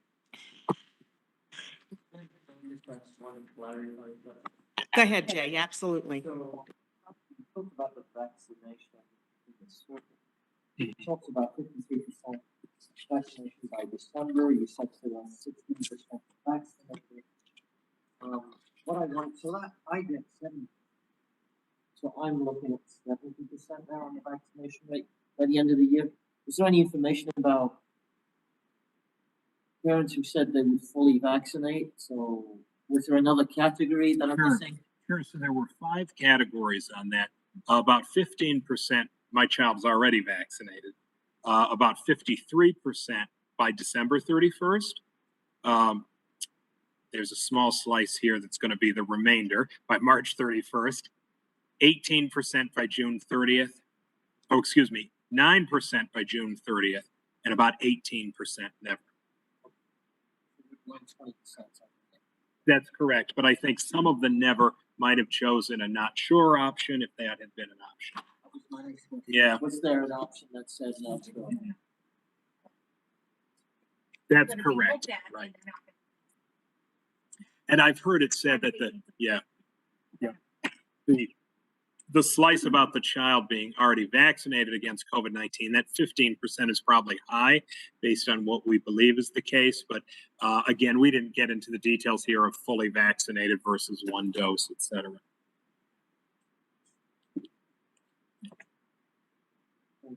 Jonathan, thank you so much for that. I think the updates are very helpful in keeping the board informed, and I appreciate your efforts. Next, we're on to, This is COVID guidelines, yeah.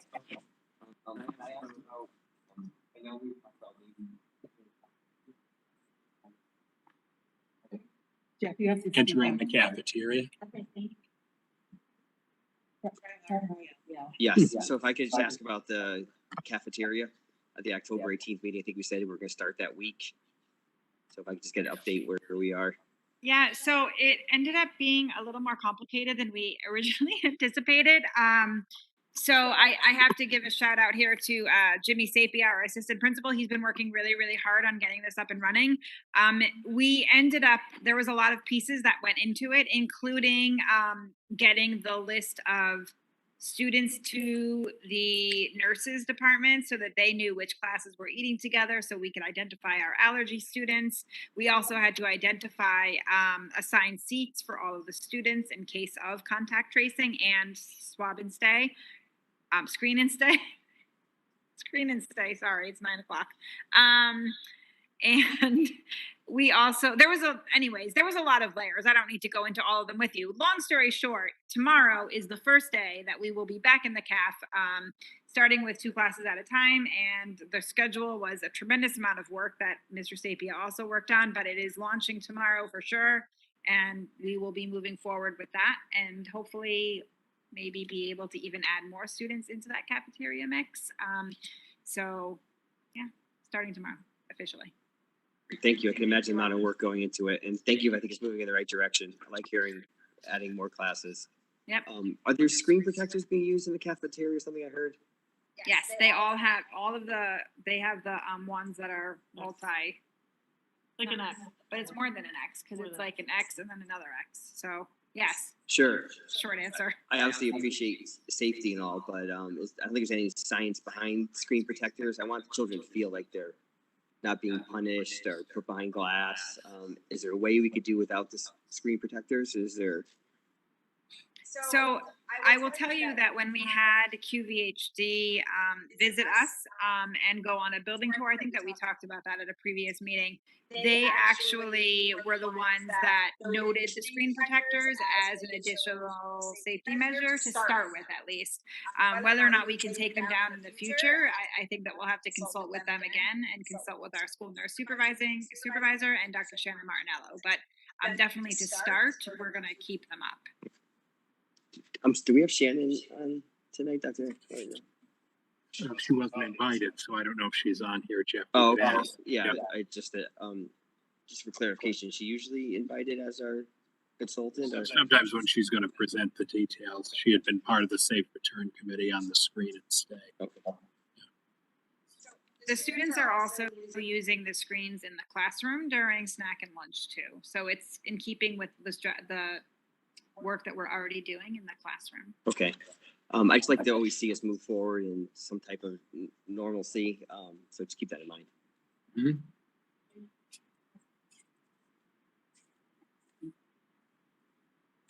No, but I think Jeff brings up a good point, which is kind of and I don't know if somebody else, James, or the things, everything is changing all the time.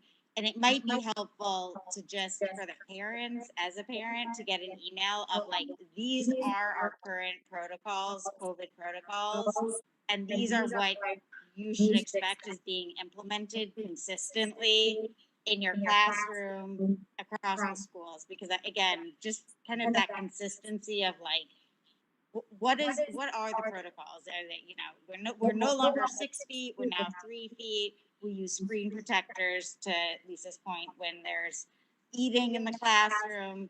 We will, I think it'd be helpful for parents to have a sense of like, what is our current status quo in terms of COVID protocols? Because I know I couldn't tell you what they are as a parent.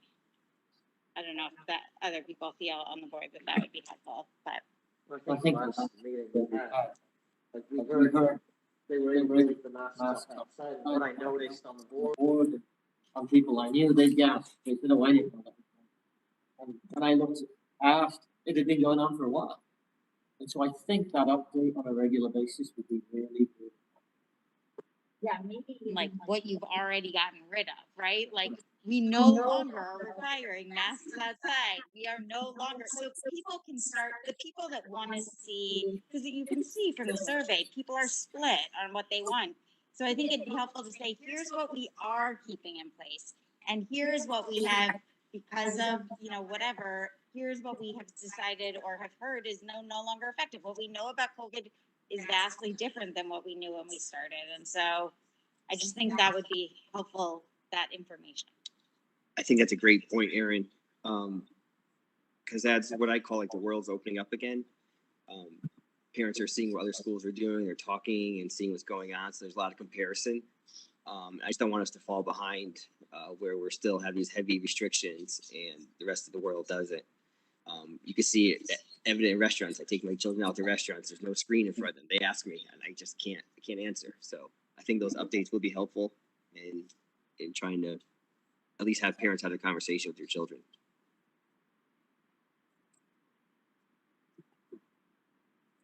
Brooke, you have a comment?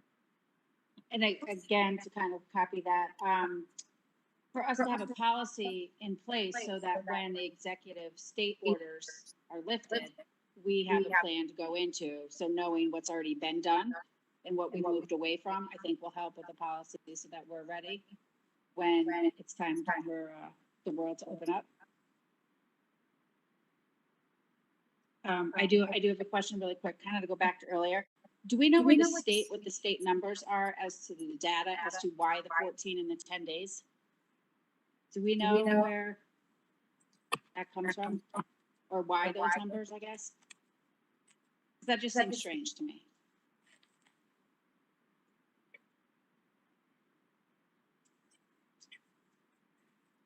You don't have to answer it right now. Is it in there somewhere? Yeah, I mean, yeah, there's a November 4th document from the State Department and the Department of Public Health on temporary relief from student and staff quarantines. And the 14 days is referenced throughout here. And they cite the CDC. But I can't say I'm an expert. No, that's fine. There's rationale.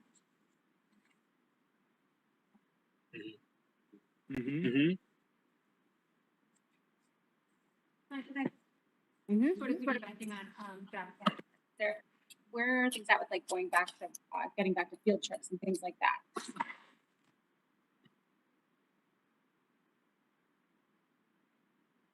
So my latest communication to teachers was to request that if they found a field trip they were interested in, that they come and speak with me about it so that we can talk through what that might look like in terms of the location, what COVID mitigation factors the location had in place, or how we would transport our kids there because we would need to change our busing protocol. So that was what I asked teachers to do. So I said, if you find one that looks really great, come and speak with me and we'll talk it through. So I have not yet had a teacher come and speak to me yet about a field trip. Sorry. Okay. Anything else, board members? On item 3.A.1. Okay, moving on to 3.A.2. BOA portrait of the graduate. Dr. Bud, I'm turning this over to you again. Thank you, Lynn.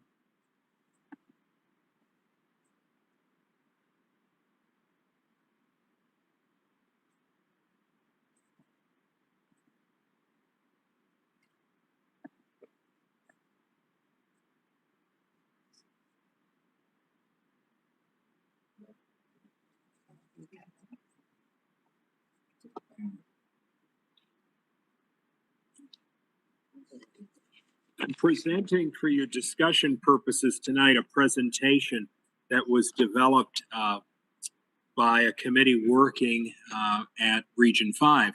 And the Woodbridge, Bethany, and Orange superintendents are all presenting that presentation this week or last week to boards for their feedback.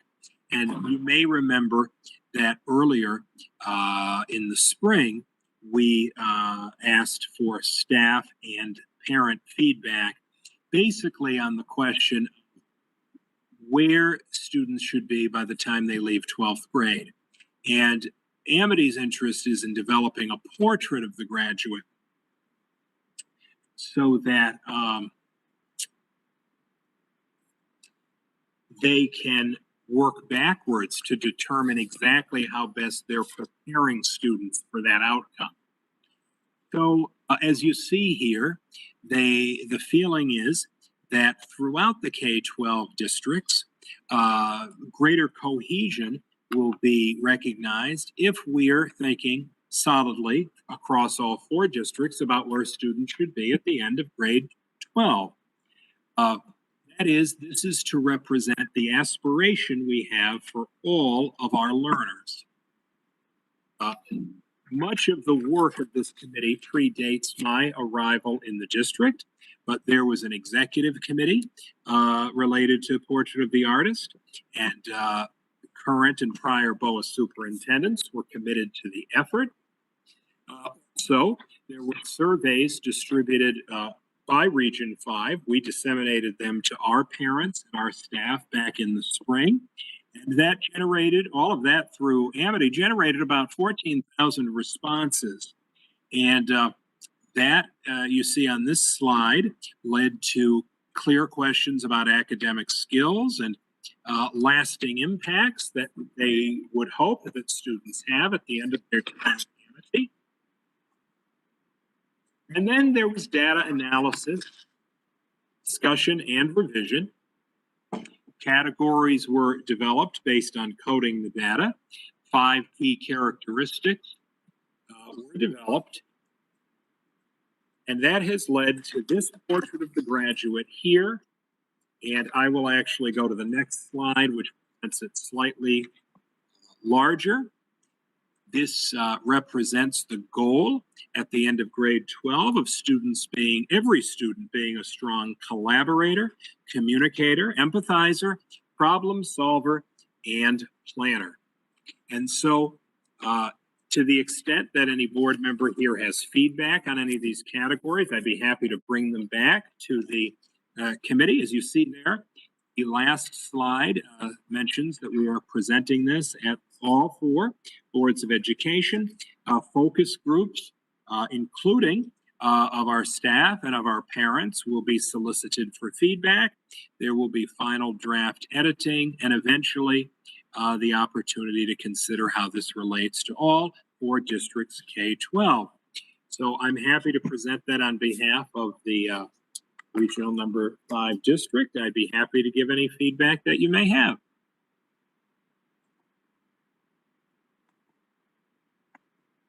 Thank you, Jonathan. You get some time to look over this. There's a lot of information. If we get some time to look over this and provide you the feedback. Sure.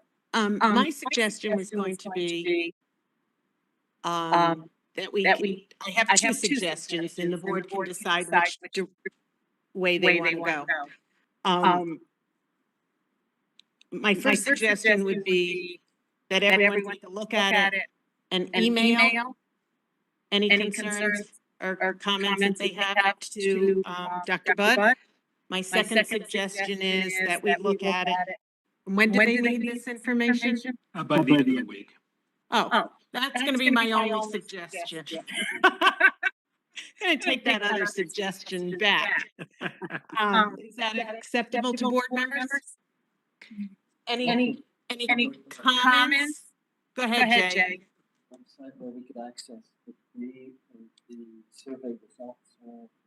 Are they public or not? No, I don't believe they're public. Okay. I'm not familiar.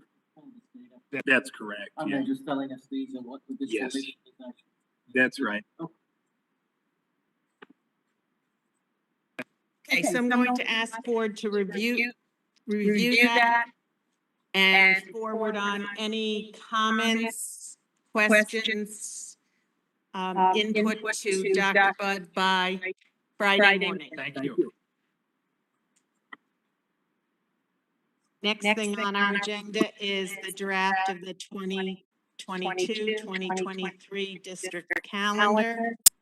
I don't believe that the board will take any action on this calendar until next month's meeting, but Dr. Bud, you might have something you want to say about it. Yes, this calendar has been developed as usual, based on the conversations with the other BOA superintendents, prior calendars, and current collective bargaining agreements. And you see the details there on the cover sheet. There are no substantive changes from this year or from the other BOA districts' calendars. Any questions from board members? This will be on the agenda next month for action. Lisa. BRS update. Right. Good evening, everybody. So just a quick update. I have a couple of things to share with you. And Cheryl is very kindly giving me her headphones. So the first thing I want to quickly mention is the Halloween parade. I think a number of you heard about this already, but I just want to highlight the cuteness of all of our students dressing up and engaging in a whole school walk. Whole school walk is something we've actually done in the past, but this time we did it for Halloween, and we had all of our kindergarten students down south here on the center island, and they were all dressed up and spread out, and our students by grade level were called outside and spread out, and they walked. They enjoyed a nice leisurely fall walk and got to see all of the kindergarten students dressed up, and as they looped around, other grade levels were coming out. So it worked out perfectly where we all got to visit with one another and see each other's costumes, and we still maintained cohorts and stayed spread out and, you know, just enjoyed a lovely fall day together. So that was our little Halloween parade that we did. Many thanks to the teachers for supporting that, and to the teacher assistants for pitching in, and, you know, to Officer Lynch and the Woodbridge Police Department for showing up to block off our entrances so that we were all nice and safe. The second thing I want to mention, I touched on earlier really quickly, which was our professional development day that we just had at the beginning of November.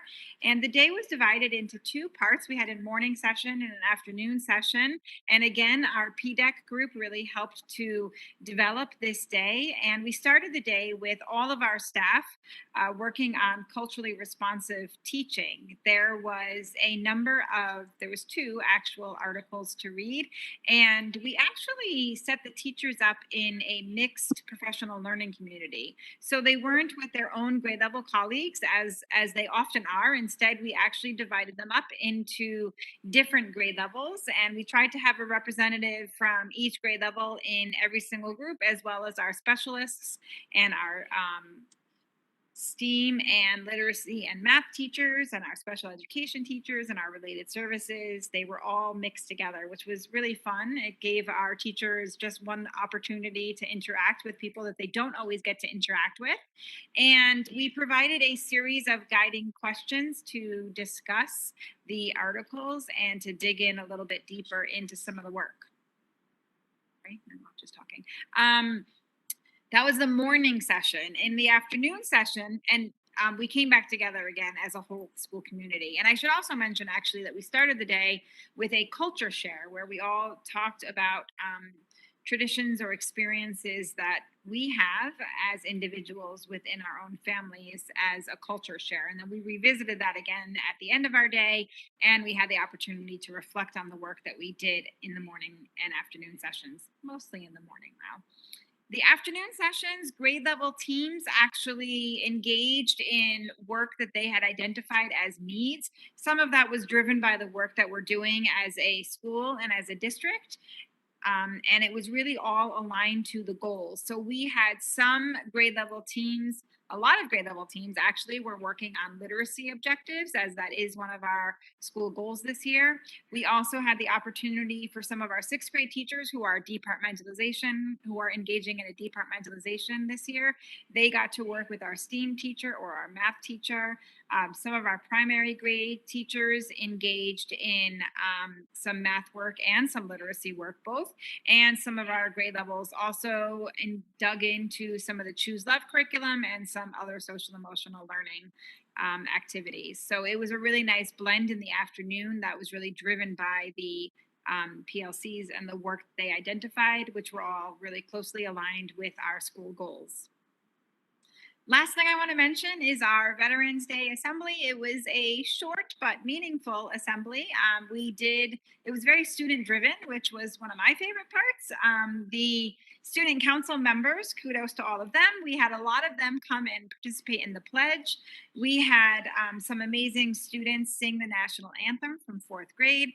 And we had a 6th grader play taps at the end. Our guest speaker this year was Officer Lynch. We brought him back again. We haven't heard from him in a couple of years. And it was really fun to hear from him. And then we also had all of our students created some cards, and they were delivered to the VA hospital in West Haven by Themis Clarides. I always say her name wrong, I'm sorry. She delivered all of those cards to the Veterans Hospital, and the student council helped to organize that, so I should highlight them. And the white table was set up, as it always is at Beecher Road School, by our Katie McCullum, our librarian. She set it up in the library this year, so many students got to engage in hearing about the white table and the traditions behind it. So that was Veterans Day. I think that's it for me, unless there's any questions. Thanks, Lisa. Any board member questions?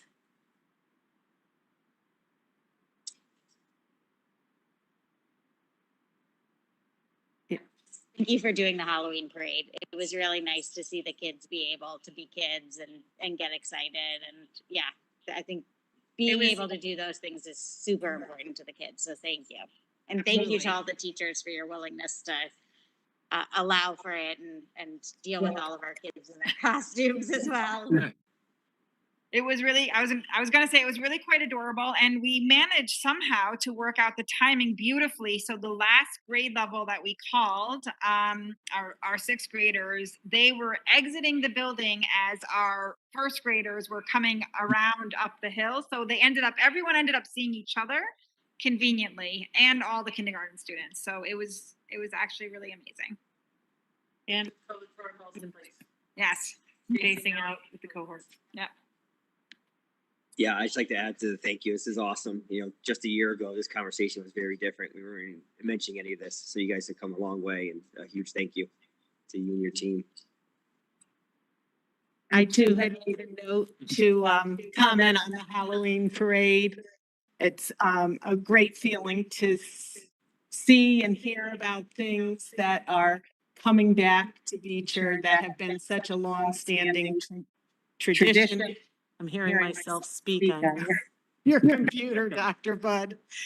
And I also want to comment that I've heard rumor that there were some barnyard animals that attended the Halloween parade this year, and so I thank all of those barnyard animals for making an appearance, because the kids thought that was just great. So kudos to the roosters and the chickens and the cows and the turkeys and everyone else who made an appearance that day. Thanks so much.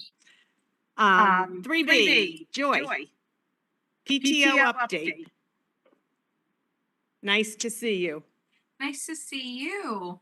I didn't know you were going back. Can't hear you though, Joy. Can you hear me now?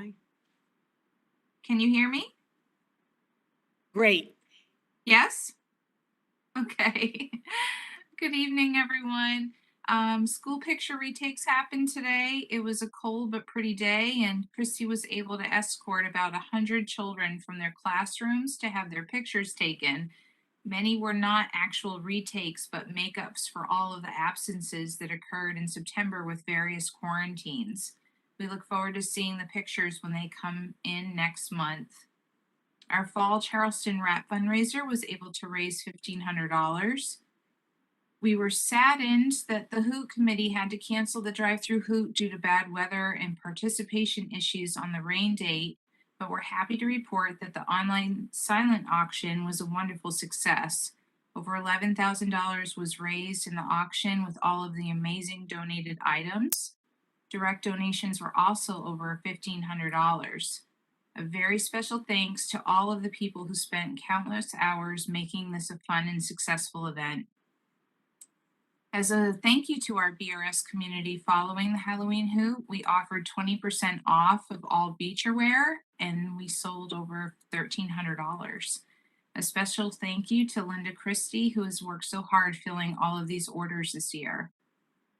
We are currently collecting monetary donations for our Thanksgiving food drive using our PayPal link, which will be used to purchase Stop and Shop gift cards for families in need in our community. We're going to be doing that until the 23rd. We are getting excited to have our first in-person Scholastic Book Fair in 2 years. Yay! On November 29th through December 3rd. We've set up an e-wallet as well that families can contribute to, which will be used to purchase books for all teachers equitably. And although we can't have a family night this year, we're just so excited to have volunteers getting in there to set up, take down, and run the book fair for the whole week and see the kids. We're in the process of reviewing all of the wonderful teacher grant submissions and look forward to announcing more about that next month. And lastly, we're always looking for parent volunteers who are interested in doing the great work of the PTO. If anyone is looking to get involved, we will be looking for people to help out with the upcoming book fair. So that will be going out tomorrow. And that is all I have. Joy, as always, thank you so much for your report and for the great news and the great things that the PTO are doing. 3.c, Board of Selectmen update. Dr. Budd, I think you have an update from Ms. McCraven that she sent you to read. Yes, Ms. McCraven texted because she had to leave the meeting a little while ago, but she's asked that I read this as her Board of Selectmen report. The Board of Selectmen met on November 10th, and as her liaison report to them, she shared details about the ad hoc capital plan process. She found her participation with this group very productive, and she appreciates being included and the leadership being shown by Dr. Budd and the Woodbridge Board of Education in keeping these lines of communication open as the budget is being developed. One other meeting from our Board of Selectmen meeting that she'd like to highlight is the online budget book functionality for the town website that Tony Genovese previewed. This new way of sharing details of the town budget will also benefit the Woodbridge Board of Ed's efforts to inform the public about the school budget. So she encourages everyone to stay tuned for more information when the new budget pages are posted online at woodbridgect.org. That's it. Thank you, Dr. Budd. 3.d, upcoming meeting presentations. December's Board of Education meeting will include presentation on the 2020-2023 proposed operating budget. Is there anything specific that board members would like to see addressed in that particular presentation? I know the Finance Committee is going to be meeting again to discuss that as well. If there's anything that board members think of that they would like included in that presentation, I would ask that you email either Dick or Jonathan, and they'll see that your concerns are addressed in the presentation. Thank you. 3E, Curriculum Committee Report. Mike? Yeah, so we met on November 4th at 4 p.m.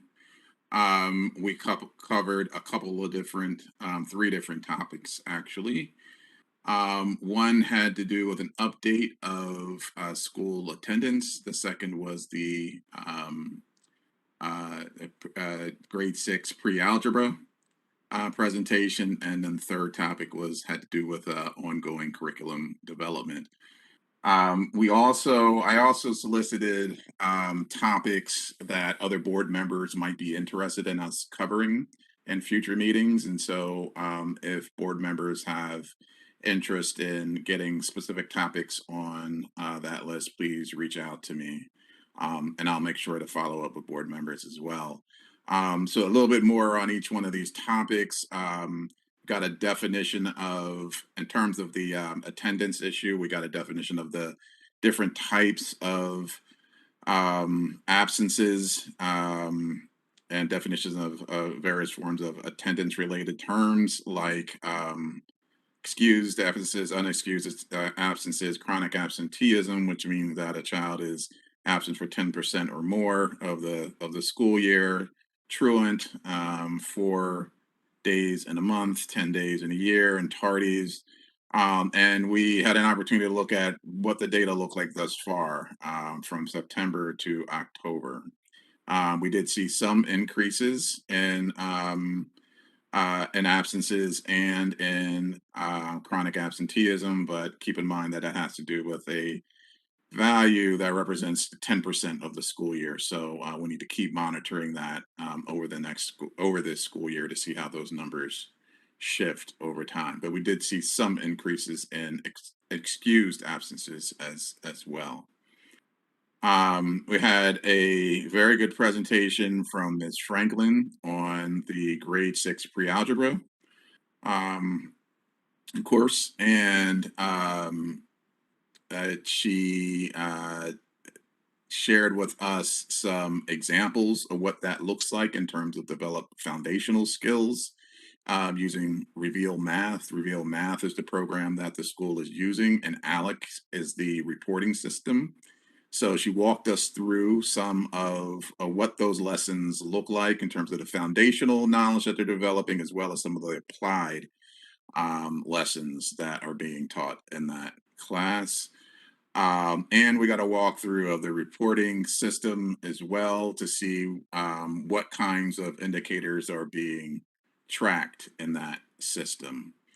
In addition to learning about math in particular, Ms. Franklin also talked about some of the social emotional aspects of math as well that have to do with helping students to feel more comfortable with being challenged and failing, and developing a growth mindset, understanding that because something is hard today doesn't necessarily mean that that represents a stable characteristic within them, that they just need to apply themselves in a different way to accomplish the progress that they're aiming for and that we're aiming for. So we heard, and then we heard a little bit about ongoing curriculum development. Heard a little bit about that earlier today. As Ms. Sherman mentioned, some of the professional development experiences that teachers were having around literacy. There was a PD experience on the 2nd and on the 9th of November. And let's see, and teachers have been engaged in PLCs, literacy PLCs throughout the school year. So that's a summary.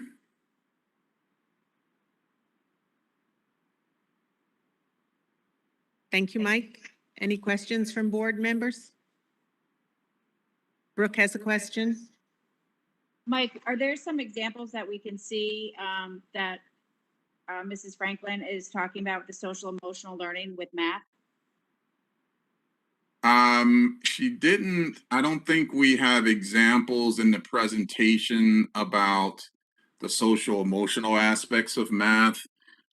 She just highlighted some things that were important for math instruction in general. Like students in general tend to have more anxiety around math than other less technical subjects. And so she spoke a little bit about the importance of addressing that within instruction, and addressing the fact that math, because of its technical nature, can sometimes be challenging, and sometimes when students fail, they might have a tendency to attribute that to not being smart enough rather than not having the right strategy, not yet developing the right strategy for approaching the challenge.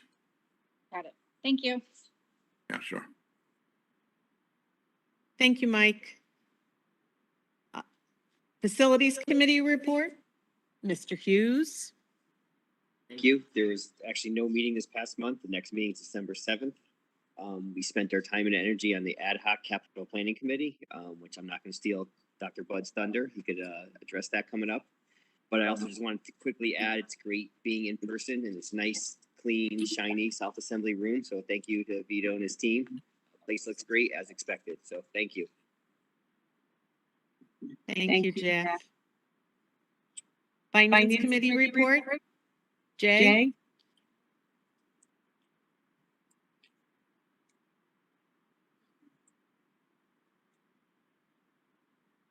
Okay, the Finance Committee met on Tuesday, November the 9th, 4:35 p.m. It was a hybrid meeting where we had people online and we had people in the South Assembly. Again, thanks, Vito.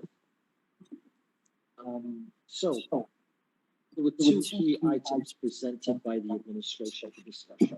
So we had the fiscal year end 21-22 budget narrative report as of November the 1st. So now we're through a quarter, so we are getting some firm estimates, I would say, on costs and expenditures.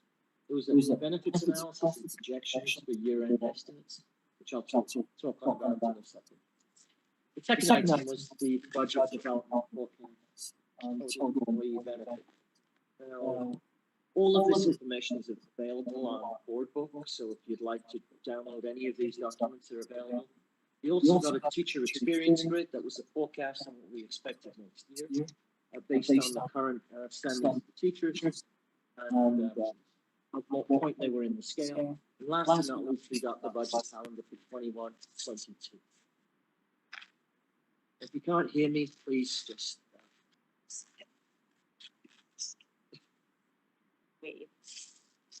let us know.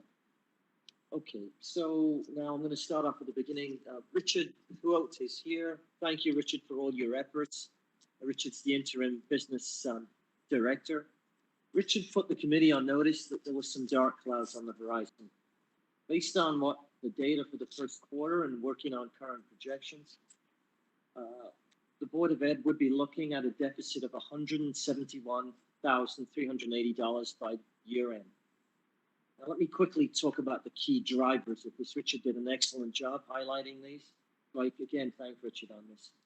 So if you take a look at the budget is broken down. Richard has done an excellent job on the narrative, where he's broken it down into 100 increments. So it's the 100 category, the 200, all the way, I believe, to 900. And the ones I'm going to focus on are where the key drivers of this deficit are currently. It's in the 200s categories. That's the series benefit. So the year-end forecast has a deficit of $345,456. Now, over, I would say, almost 100% of this deficit can be explained by a significant increase in district-wide medical insurance costs. Now, to put this into context, this is a 14% increase over what was budgeted. And the budget had seen an increase from the previous year, so this is a 14% on top of the increased budget. So, now, we were reminded as the committee that this trend was expected to continue at this rate, or at an even higher rate in the future. Now, We discussed this at length, and what we found is this is because of the small insurance pool that we have. So we have a pool that's less than 300. And so to sort of cut a long story short, a few large claims can have a significant impact on our pool and our costs and our expenditures. There's also this grid, this experience grid that you can bring in now and take a look at the distribution of teachers that we have that are in the higher age category, so insurance costs by default seem to be much higher. So there was a number of variables that went into this. Now, we discussed this at length, as I mentioned, and the recommendation of the committee, I believe, would be to set up a combined school and town committee to examine how medical insurance costs might be moderated in the future. And alongside medical insurance costs, I think I could throw in other insurance costs, such as liability insurance and general medical benefits. Now, I should reiterate here, we're not looking at cutting any of the benefits that the teachers and the staff currently have. We're just looking at other options that would allow us to mitigate some of the risk that we're currently taking on because of the size of the pool. That's really the nature here. Can we lower the risk but still provide the same benefits?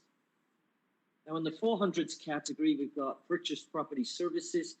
Again, we've got a 32,500 deficit. That's largely due to the rise in fuel and electricity costs. Now, one thing we noticed here, Richard picked up, was that the forecasts that's made usually are made in what sort of, you forecast for the next year in finance generally. I mean, I don't. I tend to take an average of a few years because I'm a corporate. But I guess in school budgets, you forecast based on the previous year. And some of you probably noticed that the previous year was a COVID year. School was closed for a large fraction of the year. So the forecast didn't reflect a normal year. So I'm going to say that we sort of, if we do this, hopefully we'll never go through this again. If we do this again, let's remember that if we're forecasting and the school is closed, and we go back to the previous year when the school was open, so that we get the correct estimate on the forecast. So this item is out of whack largely because of I think, a forecasting error, but we've got to address it. Last but not least, we've got the 500s category. That's the other purchase services, and that's the liability insurance. That was almost 20% over the forecast. And we had a workers' comp claim. Again, this was 26,000 in total over.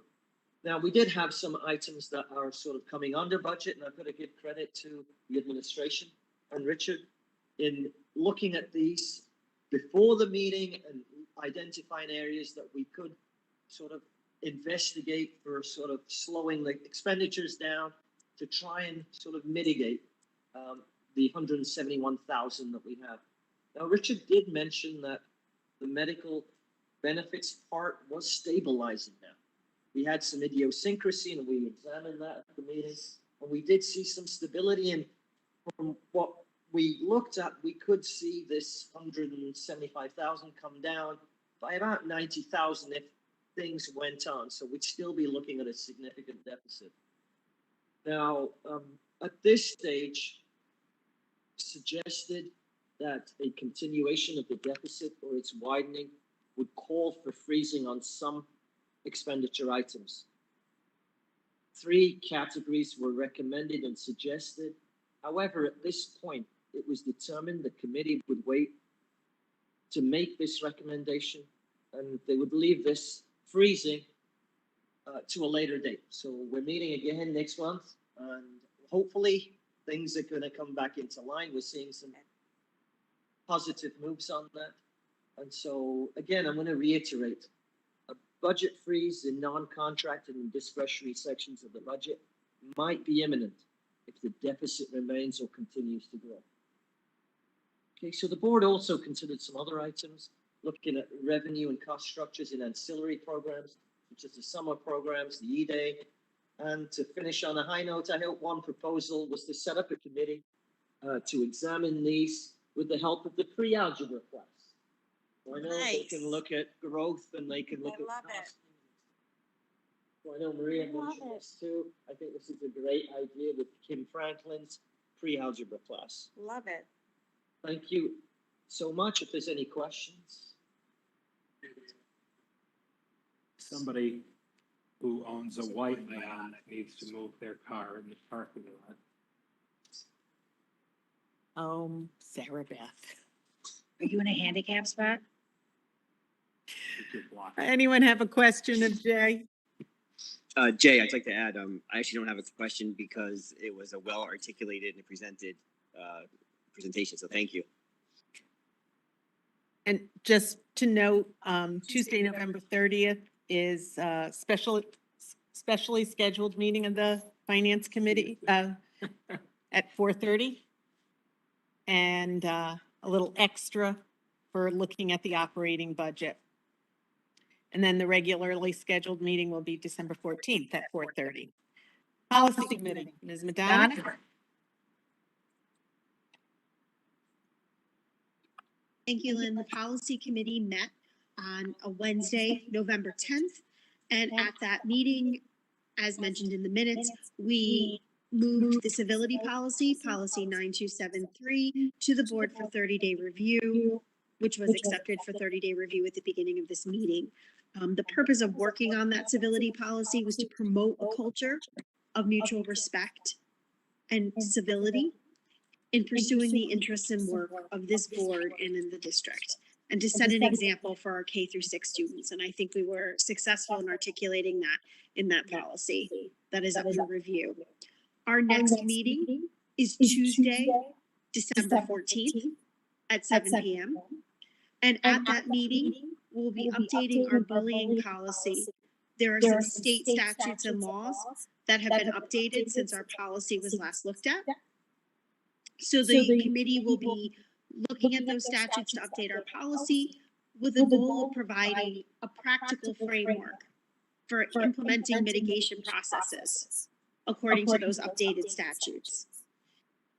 We would like to promote a culture in this district that does not tolerate bullying of any kind, but we recognize in a K through 6 district the opportunities that students have to learn and grow. And so that we can create an age and developmentally appropriate policy and the processes that come from that policy with regards to bullying. I would like to invite Principal Sherman and Vice Principal Sapia and Director of Special Services, Cheryl Keeson, to join the policy committee for this process. And again, that next meeting is Tuesday, December 14th at 7 p.m. Thank you, Maria. Does anyone have any questions? Perfect. We're going to be moving on to the ad hoc capital plan committee report. But before we do that, if either of you ladies would like to depart, you've had a long day here. I don't think there's anything left on the agenda. Oh, your computer.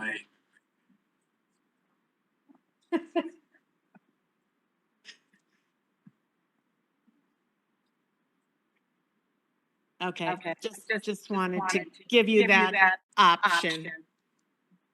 This may be over now. This is gonna be, I think, long. Yeah. We're gonna go into executive session. Switch to the email.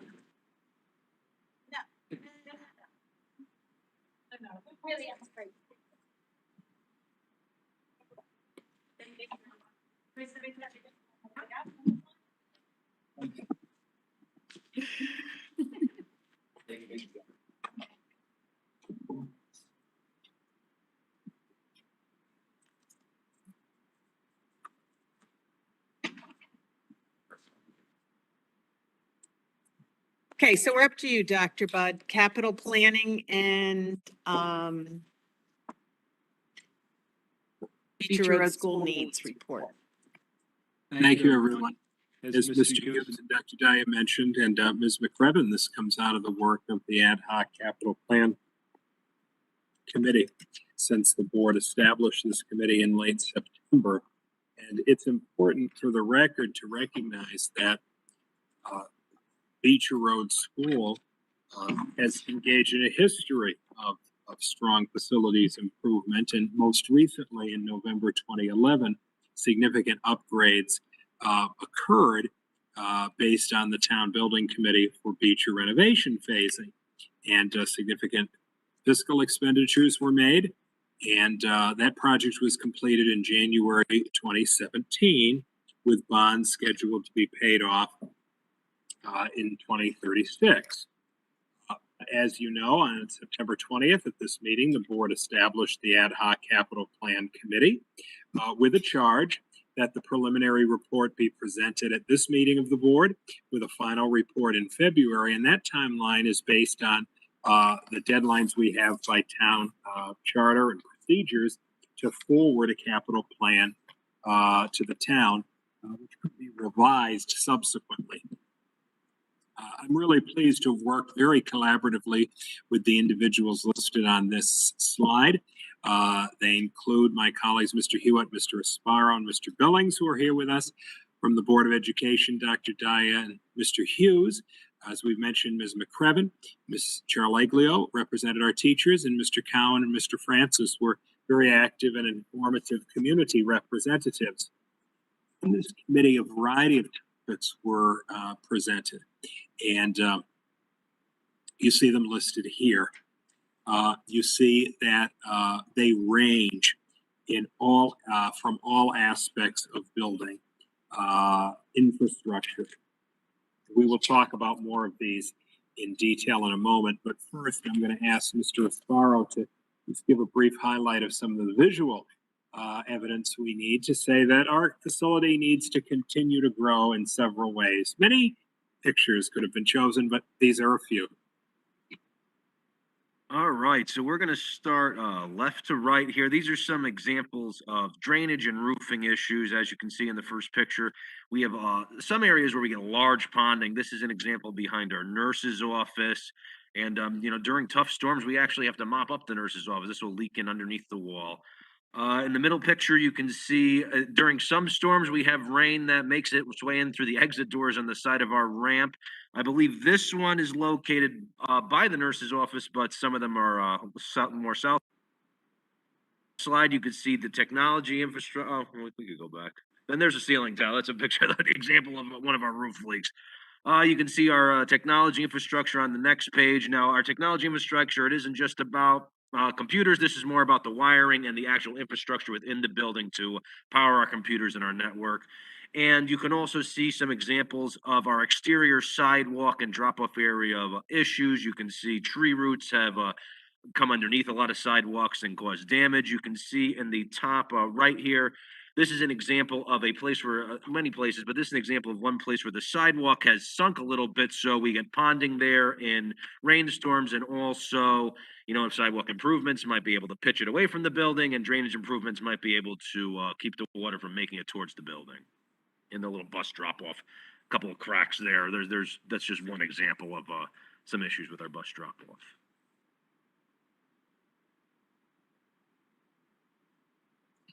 Context, we wanted to explain to all members of this board the usage of Beecher Road School. This seems particularly important because we haven't had the public in the building in typical ways during the COVID-19 pandemic. So what we outline on the next couple of slides are some basic types of learning spaces, or spaces, if you will, here at Beecher Road School. And a theme is going to be that while we're still teaching and learning very well, our capacity is stretched. Right now, on this slide, you see that we have a total of 54 rooms in the building that are sized for typical classroom instruction. And the bullets indicate the breakdown. The majority of them are for grades, and that should say grades K6, not grades 1-6, but they're grades K6 classrooms, 43 of them. We also have a classroom sized and appropriate for pre-K. We are using 3 of those 54 rooms for what we term here special education intensive. These are for students who need to be in specialized programming more of the day than they can be in the typical classroom. Students in this category tended a decade ago or even 5 years ago to be outplaced. And they're being brought back into the building, besides being the right thing to do, was also a total budget savings. but they do require special programming. In addition, the 54 rooms include 2 rooms used for art, 2 rooms used for general music, 2 for Spanish, and 1 for STEAM.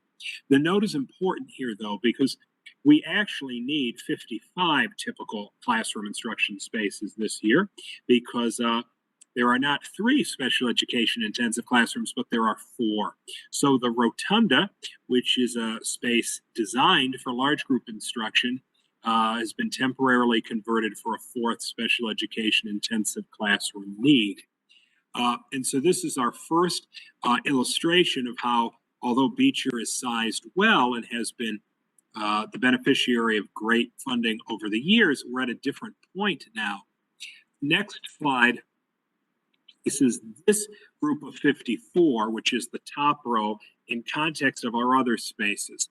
So we have 13 spaces sized in the building for small group instruction. So although those range, they are not spaces where COVID or no COVID, they're not spaces where 20 to 25 people could reasonably gather. They're designed for small group instruction. But as you read in the notes, we actually need 18 of those spaces. Some of them are used for intervention support. Some of them are used for special education resource classes. So this year, we have needed to repurpose our commons, which is a large group space, part of our library media center, and even the special services conference room. Those have been temporarily converted. We have 9 spaces that were designed for large group instruction or assembly. We've mentioned some of them, the commons, the rotunda, part of the library media center. Another one is this room. There are 2 gymnasiums, etc. But those are obviously only appropriate for large groups or large instructional activities. There are 3 conference rooms, 6 individual offices, and some other spaces that are more or less specific to those uses that are listed there. Now, connected with looking at the building usage, we also look at enrollment. And this is where I mentioned earlier, we've looked at enrollment at the September and October meetings of the board. But for our committee's purposes, we looked at a 7-year outlook from where we are now.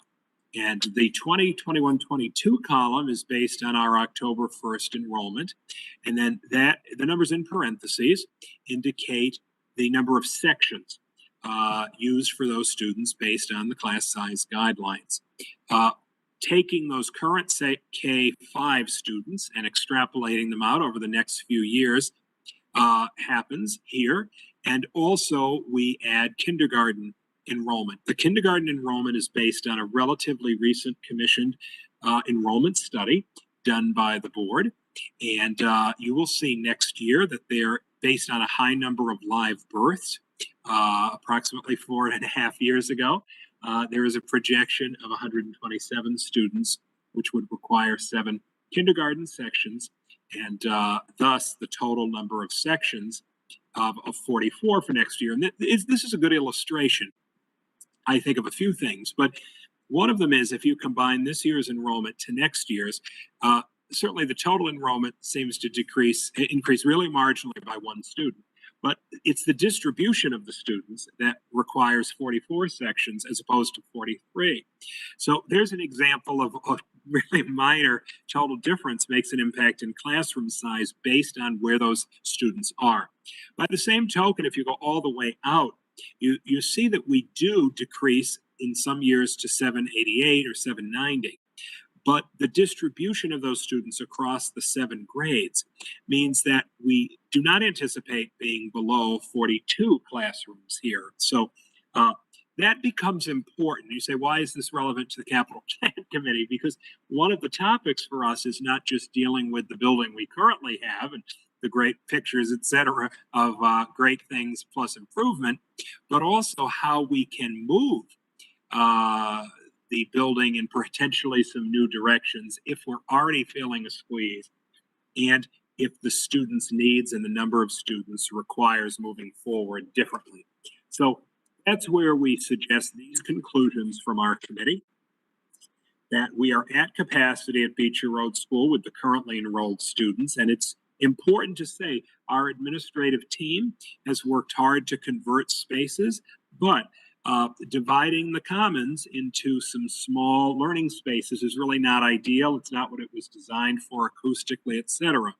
The enrollment shows general steadiness, and our committee as a whole had interest in reorganizing, repurposing, and/or expanding. And so we'll come back to that theme later, but we felt it was important to start there because we're not just focused on the building as is, but the building as it could be. We're going to move into a section of the presentation which drives toward the capital budget and the plan that we're asking your endorsement for the town. In order to do that, we're distinguishing the capital budget from the operating budget and also from the ARP ESSER funding. So for that, I'll turn this over to Richard.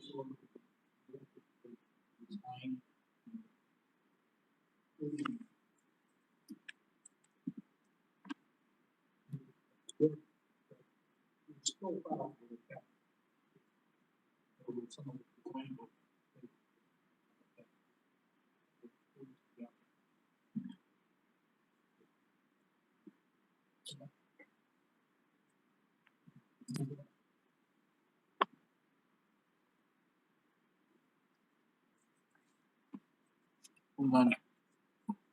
One quick second. I want to switch Vito. 1 second, please. And if you could just check his audio because we hear there's a little bit of a problem with that. 1 second, please. We may ask you to repeat that, Dick, I think. With the mute. Unmute. Okay. Mm-hmm. I was not heard. You are not heard. So can you just maybe one more time? Okay.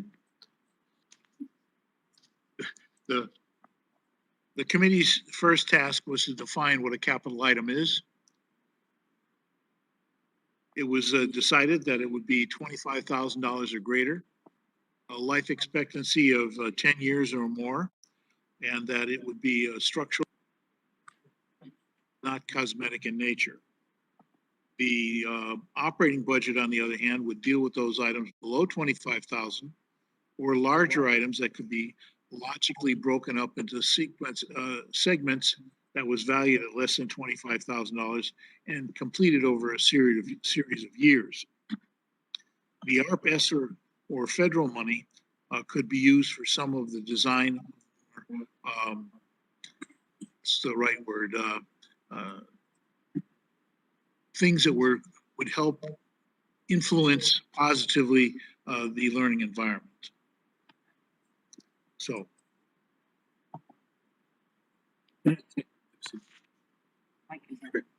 That takes us to this slide, which is on this committee's proposals for use of operating budgets towards certain facilities needs here at Beecher. And each of these will be spoken about by Vito and Dick in a moment. But you will see that 3 of them are high priority for hopeful funding out of this year's operating budget. A new JACE control center and HVAC, a telecommunications upgrade, roof replacement, architect fees related to that, whereas a variety of future needs are also considered to be supportable via the operating budget. The board has, I should say up front here, the ability to say that you would like to propose more of these from the operating budgets into the capital budget. There's obviously a give and take as to what the town would or would not support in a capital budget. And as Dick has explained, and I know you know, capital budgets must be supported through specific town appropriation mechanisms as opposed to being part of what the board can absorb. But at any rate, we felt it was important to have the board have a sense of what these needs are. So with that, Vito, resident expert in HVAC, will proceed. Okay, well, first we'll touch on our HVAC enhancements. So we've already made a lot of strides in the past several years. We added humidistat CO2 sensors to all the classroom spaces, and we have a great grasp of our outside air intake controls. One of the pieces for the operating budget would be the addition of a new JACE controller, and a JACE is basically the brains of our building management system, which controls the temperature, all our set points in the classrooms. We've had some hiccups with it, so we've had recommendations to upgrade our JACE, as the one we have is not very old, but it's out of service now. Well, it's currently working, but not supported. So the recommendations for the operating budget, and we're also currently using our ESSER 2 funds to complete a second phase of a retro commissioning, where we previously did all the classroom spaces in retro commissioning, and now we are finishing up the air handlers, rooftop units, and a couple other extraneous HVAC units. And we're going to have the results of that shortly. We just entered heating season, so once we get a nice cold snap and we get all the data back from our retro commissioning team, hopefully we'll have some more recommendations and thoughts on directions we can go in the future with our HVAC enhancements. Our technology infrastructure upgrades. Prior capital plans always had a $20,000 placeholder. We are looking to, and this year the $20,000 will be used for network enhancements based on consultant recommendations. And again, this is primarily wiring and infrastructure enhancements, not exactly, computers or things like that. We have additional infrastructure enhancements, wiries, and some redundancies within the system, and we're looking to move this to the operating budget as opposed to a capital request every budget season.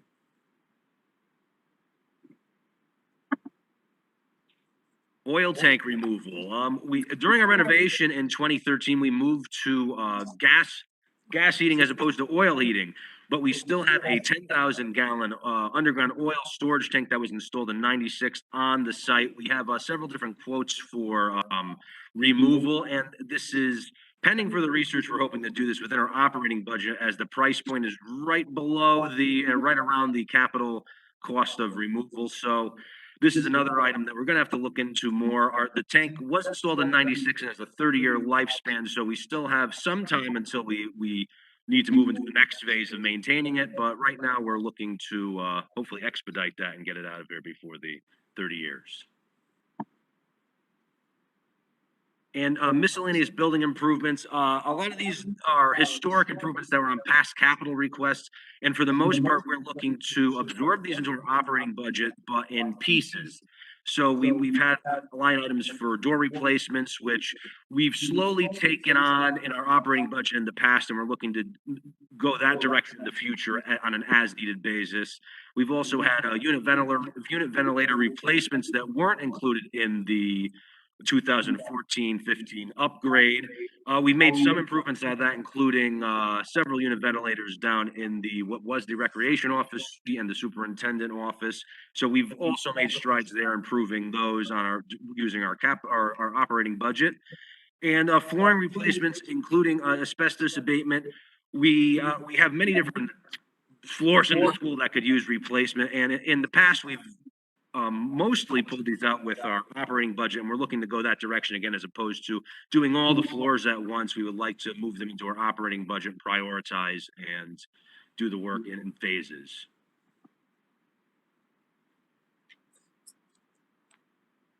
In part two here, we had some cabinet and casework replacements that were in the capital budget. And again, we're looking to scale that back and take care of that on an as-needed basis within the operating budget. And we had a large line item for exterior painting of over $300,000. And again, we're looking to hopefully piece this out and paint the building in phases in the future using our operating budget as opposed to a capital proposal to the town. And so that takes us to, I think it might be easier if we wait till the end. And I did want to mention that there was a redacted part on one of the operating budget, on the operating budget overview. And the board will be asked to go into executive session a little bit later in this presentation to discuss issues related to security.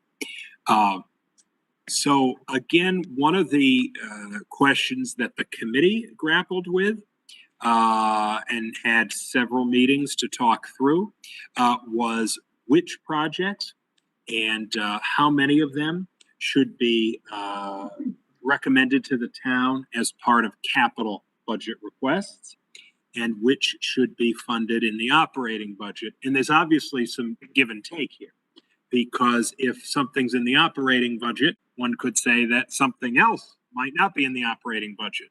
On the other hand, one could say if things are moved to the capital budget requests, the Board of Education makes a good request and a good proposal to the town, but the town may not be able to fund it through the capital budget process. And at any rate, there are no easy answers to these particular things, but the committee talked through these projects as well. And so in this proposal, these projects come higher than the prior ones in being capital budget requests. And I'll turn it over with our highest priority one to Dick, who will explain the roof replacement idea. Okay, can you hear me on the line there? Am I coming through with voice? Okay.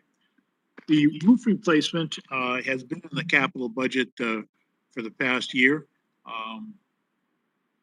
With the K-wing roof budgeted at $337,500.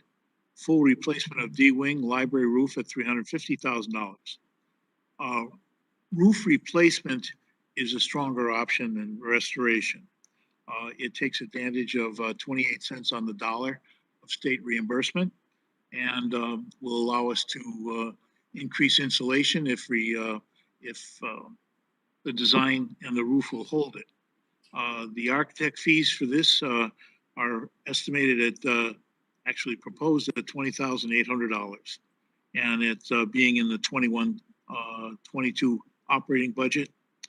And capital, but the actual construction being capital expense put out by the town. On the next page, the drainage issues. A decade ago, the O'Neill study prompted grounds improvements that have been partially solved, but not totally remediated. And what we would like to do is take the prior capital plan request and including site improvements of $575,000 fiscal year 25. In addition, consulting services for planning and schematic design, $58,000 additional consulting services by Fuss and O'Neill for bid review and construction and oversight. I don't know, but I think it'd be worthwhile checking to see if there were any funds available from the state to do a project of this nature. I'm not sure there is, but it's certainly worth checking. And that would be a recommendation for fiscal year 24-25 of the capital expense. Oops. That takes us to this slide, parking lots and sidewalks. And what's different about these last two slides that we're going to talk about, excuse me, is that both of them can be linked to the ARP-ESSER funding in terms of legitimate uses of the ARP-ESSER grant to fund meaningful projects here at Beecher. There are obviously parking lots and sidewalks all around the school, and they are expensive to replace, but the damage to not replace them is severe in that they become increasingly dangerous. Again, we have visual evidence. We have had liability incurred through people injuring themselves on some of the sidewalks, less the parking lots. But there's also a scale element here that if you're bringing in a company to do sidewalks, one doesn't just want them to do one sidewalk a month. There's some scale to doing a bunch at once. The point is that the third bullet here is quite important. Although we've estimated these projects before, we would recommend that we use some of the ARPESR funding for design services to guide this project with potential building expansion or footprint development. As an example, we don't want to pave or renovate existing sidewalks just to discover that, let's say the building footprint were to be changed a bit, that the sidewalk has to be moved. Or as a different example, we have adapted the current traffic circle around the south entrance for parent pickup and drop off the past few years with some really good feedback. But before one repaves that, one would want to say, is that the exact way we want that traffic pattern to be set up, or should it be altered? The point is that good design work here could be incorporated under ARPESR, with the capital budget absorbing whatever the subsequent costs would be. We point out on this slide, like with some of the others, but clearly here, these are also town parking lots and sidewalks, and people use them to park, walk around the building, etc., even outside of the school day. And finally, we have the bigger topic of potential building reorganization, repurposing, and or expanding. And this is a summation of what we talked about earlier. There's three factors that would urge us to reconsider or to consider some important things. And this obviously isn't the exact time or format we'd be doing that in, but the point is we have the enrollment trends, the strains on the building capacity, and even the potential of new housing in Woodbridge.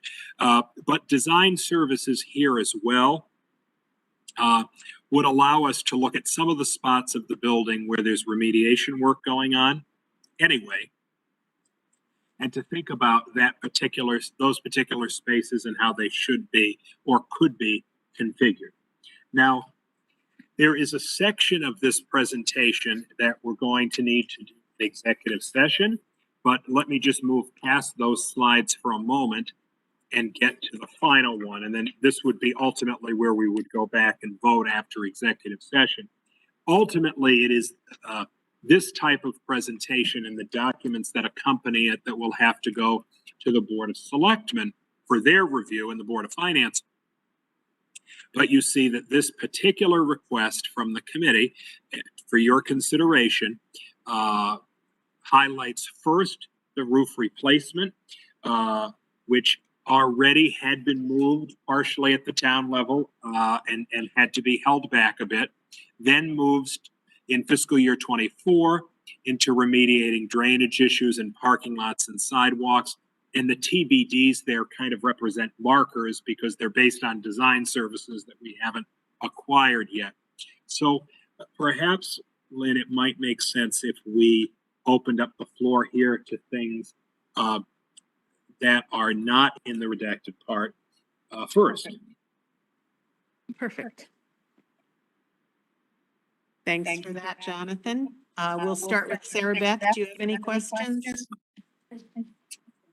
Okay, thank you.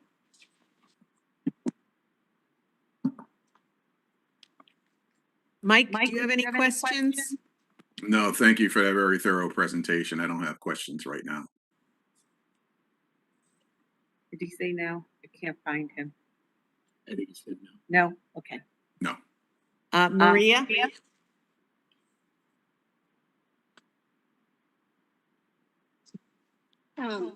Thank you, Lynn. I have some questions that tie this presentation to Jay's presentation of the finance committee. There were a lot of things in the operating budget also being proposed.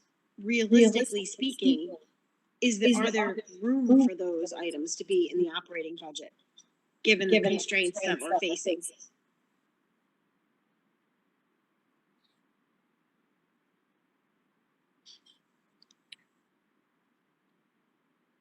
Are you speaking for this year or in future years?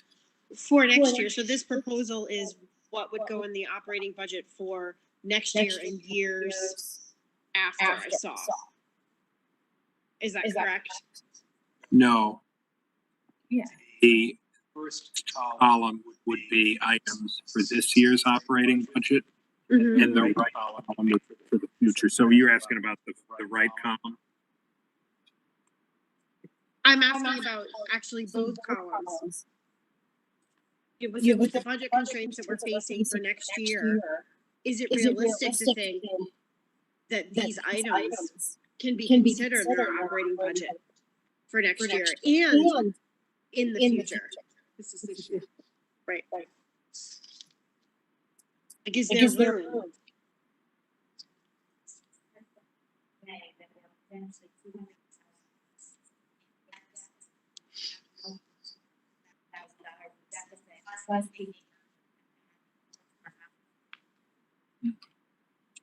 For this year.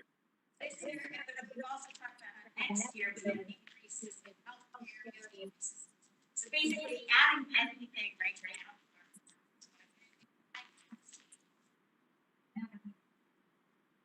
No. We have no money, negative money right now. And next we're trying to figure out how we can go and even get access to some basic needs. Why unmute your mic? Yelling at them. How can we go and add these things to our operating budget when we're already looking at a deficit of $200,000 plus next year we're trying to figure out how are we going to meet the growing healthcare and other costs coming? Why are we looking to add this, and how can we fiscally responsibly add this to our already strained budget that we heard might need to go into a freeze at like any moment? So both this year and next year seem like, yeah. I think, and certainly the other people on the committee can chime in as well. I think that for this year, the committee's feeling was that these three priorities are such priorities that they must be funded somehow. That failure to fund them will actually put our facility in a very difficult position. And I'll speak about, how, how to fund them maybe in a moment. The potential of not having a new JACE control center is that if the current JACE control center fails, we could have catastrophic systems failures.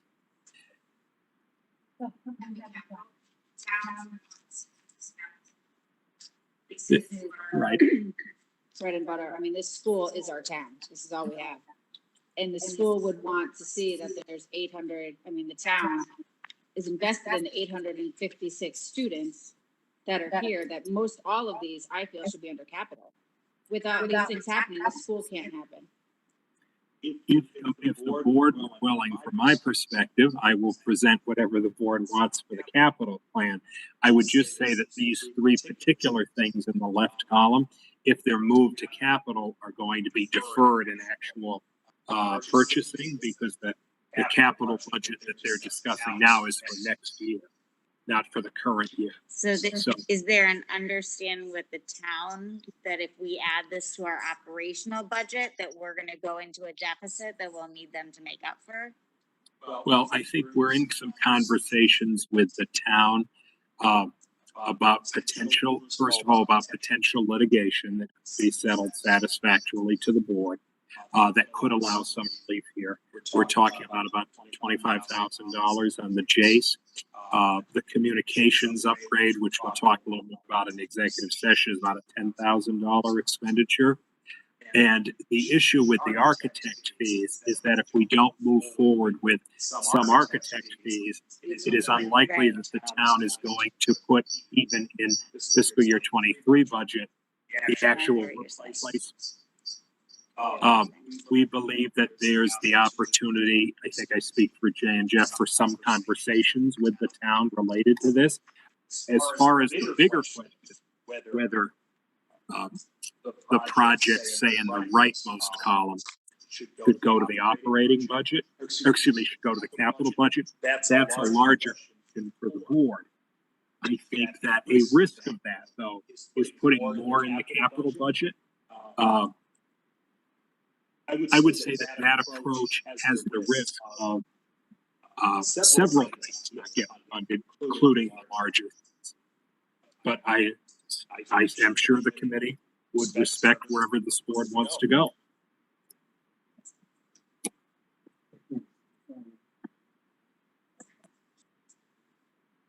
Right down. Almost down. Okay, so the proposal, I think, is a very reasonable proposal. I think if we talk to Vito, Dick, Jonathan, and the committee, we worked very, very hard trying to determine what forms into capital, what forms into operating. What we have to be careful of is how the budgeting cycle works. So when we go for an appropriation, we request X number of appropriations, and we don't get everything funded. Just take a look at the historical trend. We have, I believe, 5 years of capital budgets, and we've seen the can kicked down the road. So ultimately, when the can gets kicked down the road, you've got to move things to the operating budget. Now, proposal, and I think Jeff and I, we talked a little about this, that I know we ran a surplus last year. So I would first request our board speaks to the town about returning that, I believe, 71,000, was it, Richard? About 70, yes. Yeah, about 70,000. If we could use that, and that would help alleviate this chase. Now, Jeff could speak to this, but the chase going off would mean the school potentially closing down. So to me, I look at risk mitigation strategy, and this is very, very important that we address this now. We don't go out for appropriation and then have the school closed. Jeff, am I correct? That's absolutely correct. The way I'm looking at it, pulling things underneath your operating budget gave us more local control, whereas the capital improvements, it's a guess. You know, it could go out to referendum, the town could vote on it. We had the roof up for bonding, and that got canceled. So we are saying that these items are in such a need that we need to put underneath our operating budget. This way we have more local control in the short term. Just to add to that, Jonathan did mention some reimbursements that we are accepting. Technically, I believe those reimbursements go back to the town, but I'm of the belief, and I would like to recommend this to the board, that these are education-related reimbursements. So yes, they get reimbursed back to the town, but I would urge the town to consider returning those reimbursements back to the school so that we could take away some of these capital investment projects that we were going to pass over to the town, and we pass them through our operating budget. So alluded to, there's many items that are being kicked down the road. I think we're going to stop this. We're going to invest back in our primary asset of the town, and I think it needs significant investment, as Jonathan's capital plan suggests. I hope I've sort of answered some of the questions. Yes, you did. Great. I get it. I'd also like to suggest a couple of different strategies. First of all, yes, we are projecting a $171,000 deficit, but there's 7.5 months left of the fiscal year, and we have 7.5 months to correct it. And that may seem like a long way to go, except that we started with over $400,000 worth of negative numbers in this month's projection, and we brought it down to 171. There is an anomaly of a high month in our projection of the health benefits. And if that is an anomaly, we could really reduce our costs and our projection over the next several months. The second strategy, I would say, is as the years go by and the business office projects surpluses at the end of the year, you redirect them towards capital projects. I mean, I understand giving the money back to the town is nice, but it's also, this is their asset. Putting the money into the asset should not be unpopular with them or, a bad thing. And usually by the time you get to March or April, you know whether you have funds left. How much maybe, you will know if you've got enough to put in a $25,000 item. Just a thought. Excuse me, Richard, what happens though if that this month of an increased healthcare cost is not an anomaly. What happens if it continues that way? What options do we have to make sure, because I don't want the school to have to close because of, you know, an issue with the Jays either. No. So what options remain if we don't include it in a package with the town? Well, we choose to deal with it. We have estimated a significant amount of money coming back through a number of different things, mostly special ed costs for other communities. If we realize those and the town agrees to give them to us, that could mitigate a large portion of this. And if we are careful, we spend the rest of our money, we could easily have $25,000-$30,000 left at the end of the year. But Those are still two big early. ifs. Yeah. It is if ifs. they, you know, if we are to get that money and if the town allows us to keep that money and reappropriate it.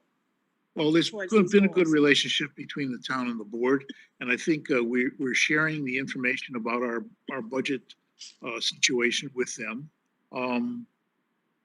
Now, I think I'm optimistic. I may show you the bad side of what the budget looks like, but I'm optimistic that we can solve it.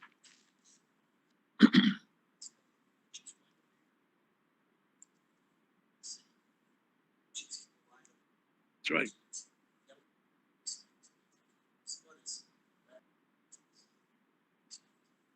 And the good news is we've noticed this early and we can attack it. If we notice this in May, our options would be nil.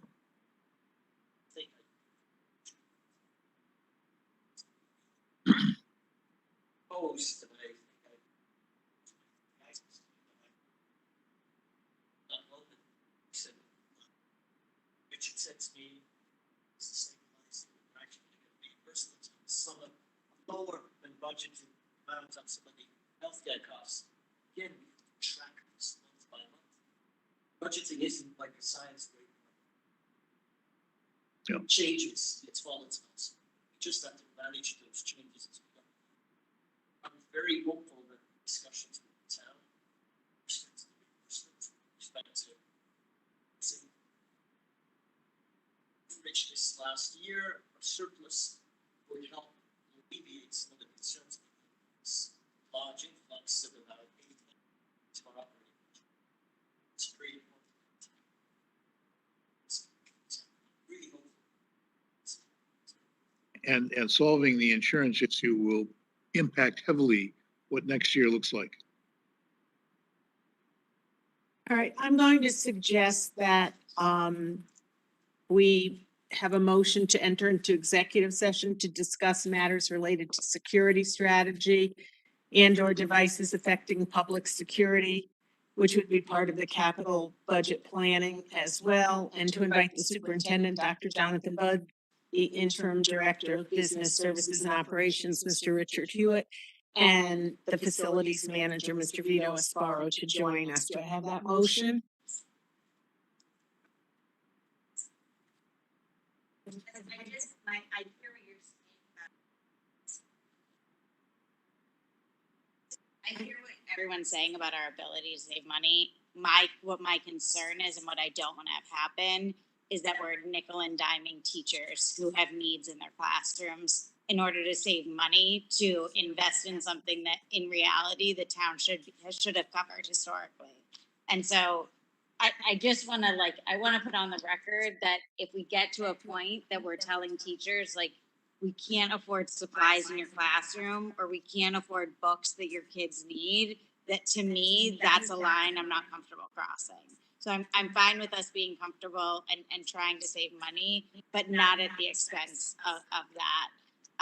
And then the other thing that I didn't notice in here that I don't know how it's going to impact us is the Build Back Better plan and how it's going to expand pre-K.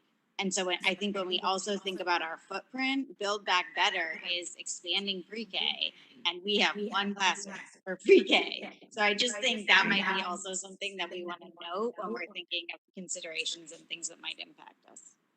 And I agree with that. And when I look forward to things, removing the oil tank and things, those mitigation strategies that do need to be done, they need to be done, but not at the expense of the extra teacher assistants that we are down, and supplies in the art room, et cetera. I want to make sure that we're budgeting properly for support for our staff and for the students. In addition to taking care of things that absolutely need to be taken care of with regard to the building and the grounds. These are very well, these are great points, but there's not one watch on here. These are all needs. There was EPA regulations, the oil tank. I mean, our children are learning in classrooms that leak. I mean, you're right, the town has to address this. It's a shame it actually got this far. But without this building, we don't have teachers, we don't have classes. I mean, if that Jace goes, we seriously could, sit home with our kids. So, I mean, these are all.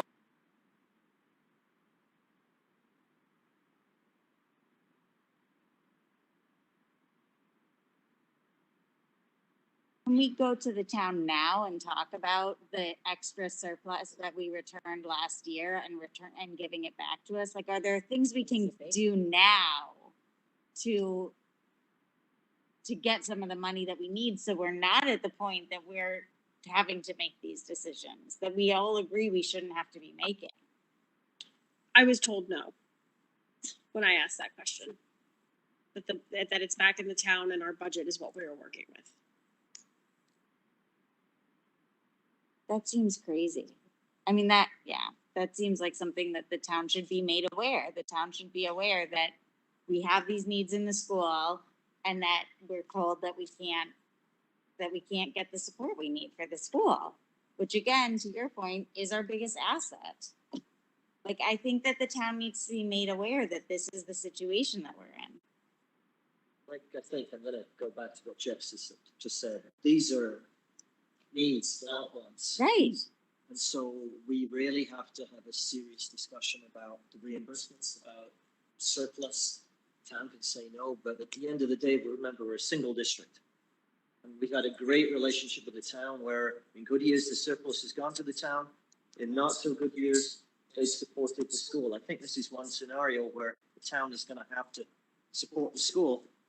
And I think there's a plan that we can have in place where we get those educational related reimbursements back to start with, and also the surplus, because we need this asset that we refer to as a prime asset of the town to be in ship shape, and it's not. I think when we looked at the 5 years.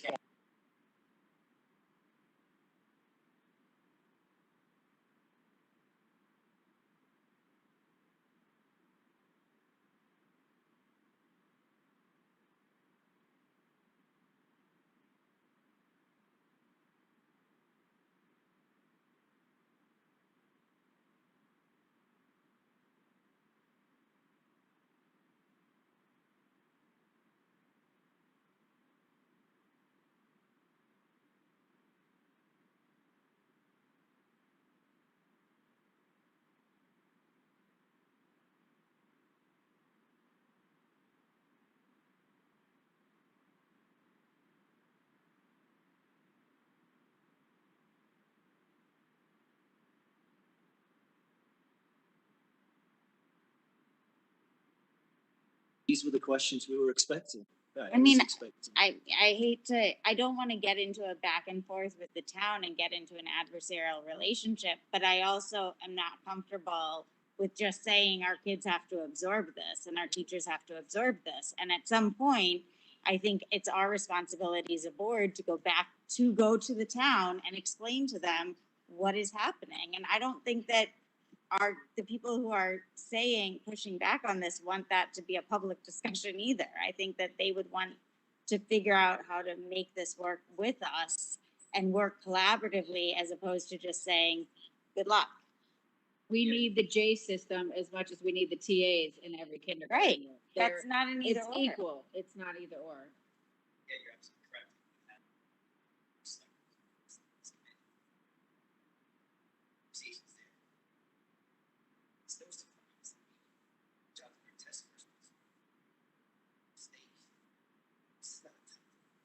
No.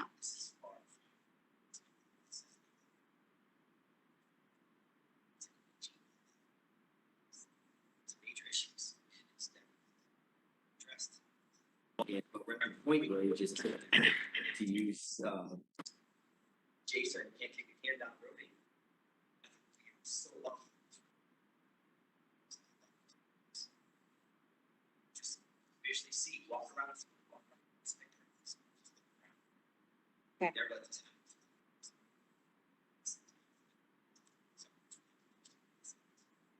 Okay, so I'm going to suggest once again that we move into executive session, get the full picture, and then come back and we can have further discussion before we vote. So can I ask for a motion to move into executive session? Can you read that then? I'm reading this. Yeah, that's your Okay. motion. Make a motion that we enter executive session to discuss matters related to security strategy and or device public security. We invite the superintendent, interim director of business services and operations, facility manager to join the board. Do I have a second? Brooke? Motion made by Ms. Delpree, seconded by Ms. Hopkins. All those in favor? Everyone at the table has voted in the affirmative. David's voting in the affirmative. Mike is voting in the affirmative. It's unanimous. I will remind the public, for public information, the board will return to regular session following the executive session to cover the remainder of the agenda.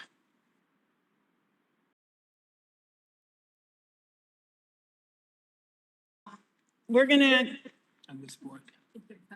call the motion, I'm gonna start again. We're gonna call the meeting back to order 11:43 PM.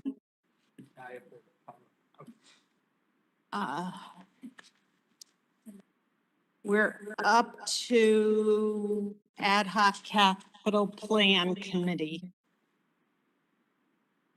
Is there a motion or any discussion?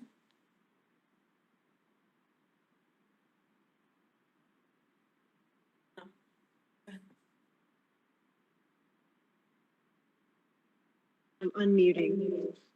I'd like to make a motion to change the asbestos removal out of the operating budget and onto the capital budget under potential building reorganizing, repurposing, and or expanding.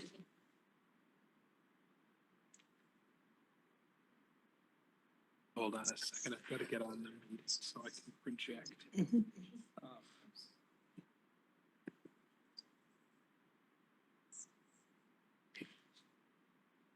Okay, Maria made a motion. Sarah Beth is seconding that motion.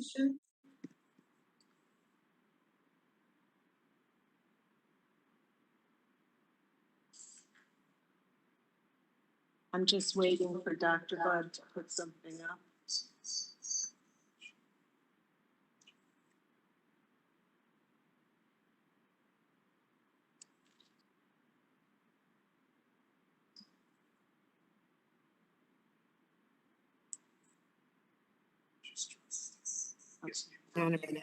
Just for clarification purposes,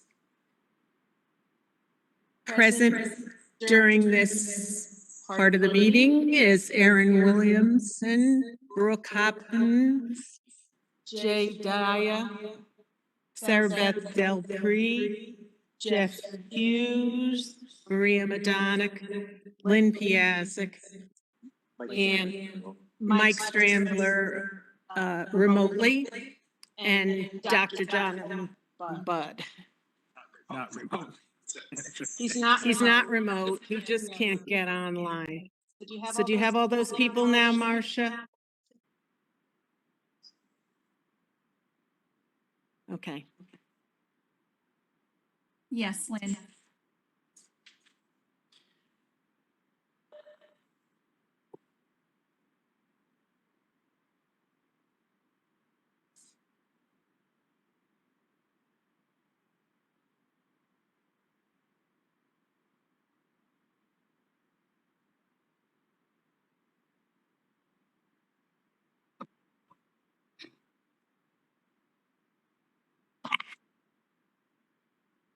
Okay.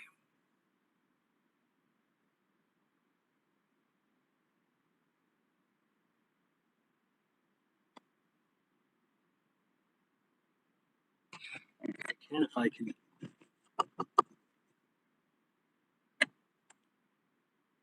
Yes. I don't know if we need to refer to this. It's not going to matter. It's on this computer. I guess everyone has the presentation. So. Maybe I could just use clearly what the particular motion is.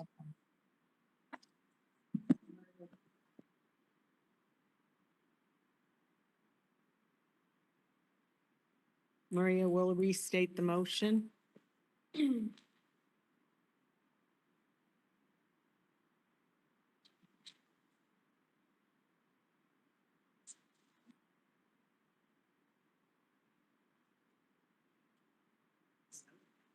The motion was on miscellaneous building improvement project, slide 1 of 2. The motion is to move the flooring replacement, including asbestos abatement, from the operating budget to the capital budget request under potential building, reorganizing, repurposing, and/or expanding. Got it. And that motion was seconded by Sarah Beth. Is there any discussion? Very quickly. So Jay? then move the TBD to 2020 Okay. Of that line. of that. That's when. I know there's EPA regulations chapter 2. Yeah, absolutely. That's something we're gonna want done a lot sooner than later. So I we have say recommended. capital project, and it's got to start at any. Okay, any other questions or comments? We have a motion on the floor. Well, no, we have a motion that we have to vote on first. Okay, all those in favor signify by raising your hand. It's unanimous.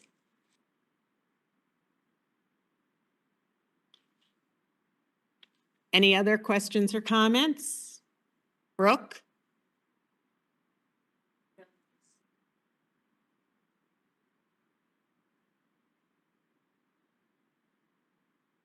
Thank you. Is there a second? I'll second that motion. I'm sorry. Motion to build a new school?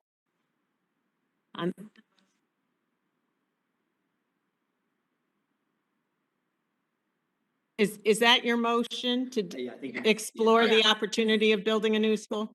I Yeah, didn't we hear. can't. That's not in our operating budget.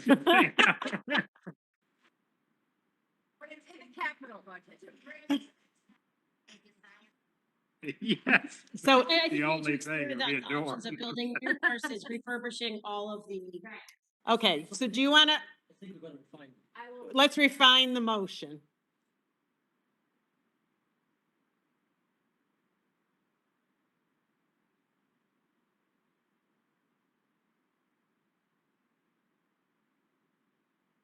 Lynn, I'm not hearing any of that. Do you second that motion? Can we give it, so it's just building new school? Lynn, we cannot hear that motion. Explore the options of building a new school. Okay, there's a motion on the floor made by Brooke Hopkins to explore the options of building a new school.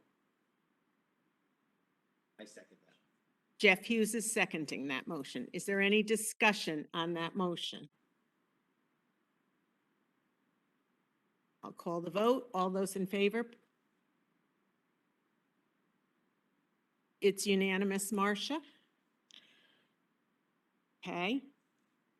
Are we set on the rest of the, so I'm going to make a motion that we adopt the 2022-2023 capital budget proposal with the correction, with the amended corrections as amended. and authorize the superintendent to transmit it to the town of Woodbridge in accordance with state statutes and town, excuse me, town procedures. Do I have a second to that motion? Aaron?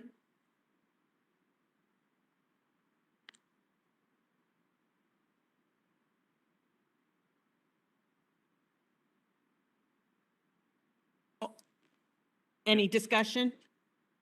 I have a clarifying question. Clarifying It's question? really on Maria's motion, but Maria, is your thought on the miscellaneous building improvement slide that you were referencing? Mhm. Okay.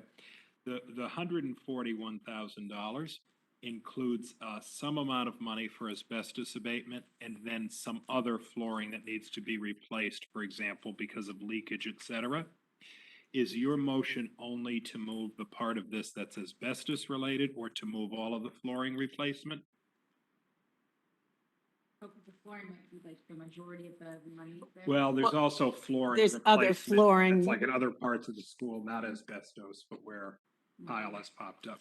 So it's more like, were you targeting the topic or the 141,000? That flooring replacement, is that in relationship to where the roof needs, the leaking that the roof needs to be replaced? Some of it. So- This is the 141,000 is a variety of flooring replacement. Okay, Some asbestos and some not. okay. Well, we wouldn't replace the floor if the roof is gonna continue to leak on it, right? Right, but some of this is flooring that, it's in places where things have been repaired, but the flooring hasn't been fixed. So the 141 includes kind of two different types of flooring. You wouldn't have a breakdown of a rough idea of, Not like right here, as I'm trying to think about how we're gonna implement this afterward, are you trying to get the whole 141,000 over to capital? Or just the part that's linked to remediation? Definitely the part that's linked to asbestos remediation and any part of the flooring that is due to ongoing leaks, Okay, because that's not gonna be fixed until the roof is fixed. yep, But if there were areas that were already fixed and we just need to fix that flooring, mm-hmm. then I'd be okay to amend that to leave that in the Okay. operating budget. We'll have an idea by the end of this week, how it Okay. breaks down. But any asbestos abatement or active leaks that are causing a problem, Okay. because the roof is in the capital. maintenance versus remediation. When there is going up the capital. Shouldn't be a thing. It's maintenance, which is on the operating. Yes, that's, yep. Thank you. Is that clear for you? Yeah, no, that'll help. Okay, so we're now voting on the motion to adopt with the amendments proposed and transmission to the town of Woodbridge in accordance with the state statutes. All those in favor? Unanimous. Thank you. By Friday, we should be able to have that in terms of the flooring especially. Okay, we're on to Ad hoc Security Personnel Committee. Let's see what you can say really fast, Dr. Bud. You'll see minutes in the meeting, and you'll see minutes of the meeting, which you have to come to explore because it's all an executive session. So Chief Cappiello and I are talking about the issues we talked about at the last meeting, and then we'll schedule a new meeting. Be there, please. Thank you. Moving on, Ad hoc Student Culture and Community Committee, Dr. Strambler. Okay, so there were two topics on the agenda. We met on October. You're on mute, Mike. No, Oh, can you hear why me? can't we hear him? Yeah, you can do your. Not, Oh, You're there you coming go. through on this end, Mike. Okay, we got you, Mike. Go ahead. okay, you can hear me now? Okay, we met on Monday, October 25th. We covered two topics. One had to do with well-being and mental health. We had a presentation describing how the wellness teams are acting to support students and some of the staff. That includes the 2.5 psychologists and the 0.5 social worker. They've started implementing some of the newer social emotional learning approaches, the Choose Love program that Lisa mentioned earlier. And then the other topic was the Safe School Climate Committee and relevant data. There we were specifically focusing on bullying data and other disciplinary data. The main point there is that we've identified some areas where we need to improve on data reporting, data collection around disciplinary incidents. So what the administration has done is Mr. Sapia has developed a form for tracking incidents more closely, and we will circle back around to that at our next meeting to see what we're learning from data collection and what the disciplinary incidents look like. Thanks, Mike. Next meeting is Monday, November 22nd at 4 p.m., I believe.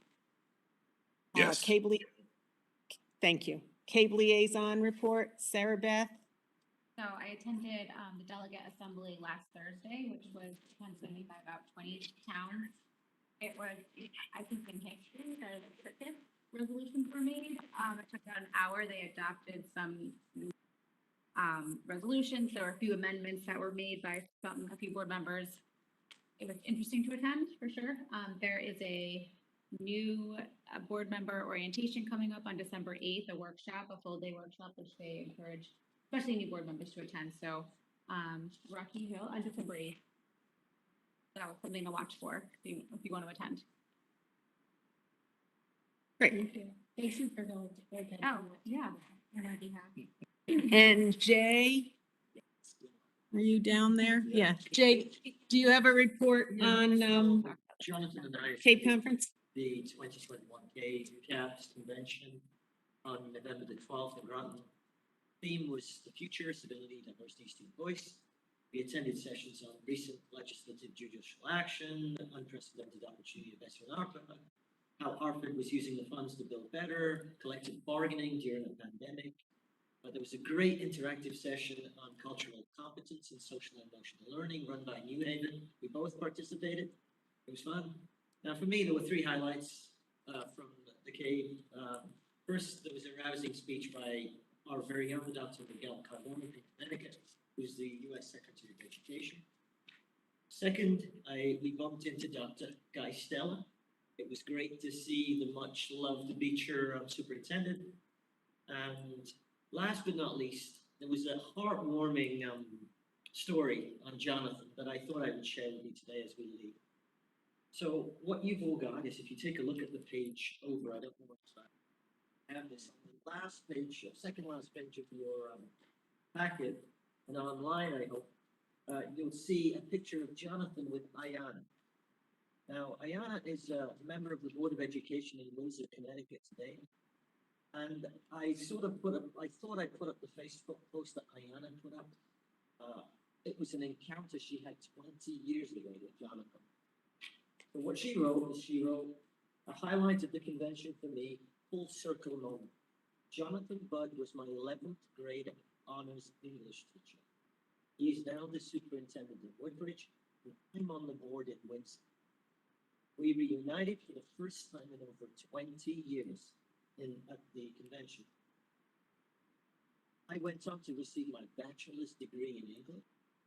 Mr. Budd and Kim Elmer saw the writer and leader in me. Miss Elmer pushed me to take Mr. Budd's class. Mr. Budd asked me to be co-editor of the school newspaper in my senior year. These moments are what this is all about. Educators inspiring students and carrying the impact. I congratulate Jonathan. This was like a kid gift at the end. Very fun to see somebody. I've changed a bit since then. You recognize me right away. That was I was so happy to see She you. was very good. Smile on her face. Yeah. Told us this story. And it's like, That's very nice of you. Thank you. That's right. 1997. That's what makes, Right. that's what makes our career so special, Jonathan. Nice. Anything else, Maria, Sarah Beth, about CAVE? Great. Okay, new business. Believe it or not. Adopt 2022, 2023 regular meeting dates. So you will note that the meeting dates that are proposed are the same meeting dates that we proposed before. Meeting on the third Monday of each month, except for the month of January due to Martin Luther King Day and May due to the annual town meeting. The Amity Board of Education voted to approve the dates which provide a conflict with our dates on August 15th and on August 17th, October 17th, I'm sorry. The October meeting at Amity, they needed to change because of Columbus Day. Being on the second Monday, they meet on the second Mondays. But the August meeting, they just changed because they feel it's too early in August to have their meeting. So we are left with our proposed regular meeting dates, which can be changed at the board's discretion or left as they are. I would like to move that we approve the 2022-2023 regular meeting dates as presented.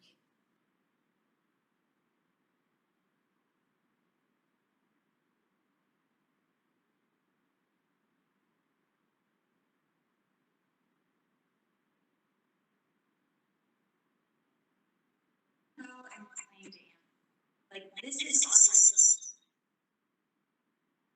I feel like they come and complain to us, but we should just redirect them back to Amity. Like, this is an Amity makeup.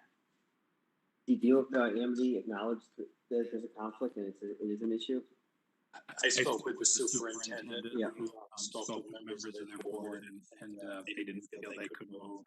Okay. I reached out to members of their board as well. Okay.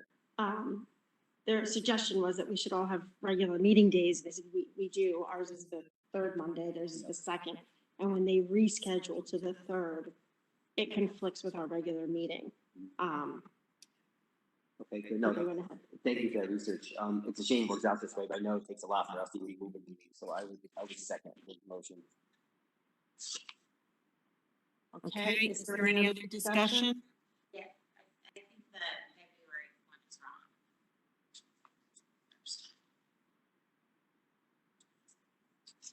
I believe that date is different because of Washington's birthday, President's Day, whatever it's called. Marcia, can you help me with that? Is that correct? It is President's Day. President's Day. Correct, and that it has been past practice to follow that it defaults to the following week. When it's President's Day, it's the school is closed and it defaults to the following week because there's those 2 days off. So the Tuesday is off for us as well. Okay. We have a motion to approve as presented. We have a motion and seconded by Mr. Hughes. All those in favor? Mr. Hughes, all those in favor? Unanimous. Unanimous. Thank you. Thank you. Okay. Okay. Public comment? Marcia, you're the only member of the public here. No comment. No comment, I bet. Do I have a motion to adjourn? No. Ms. Madonna? And a second? Dr. Daya? All those in favor? Unanimous. Thank you very much. All those.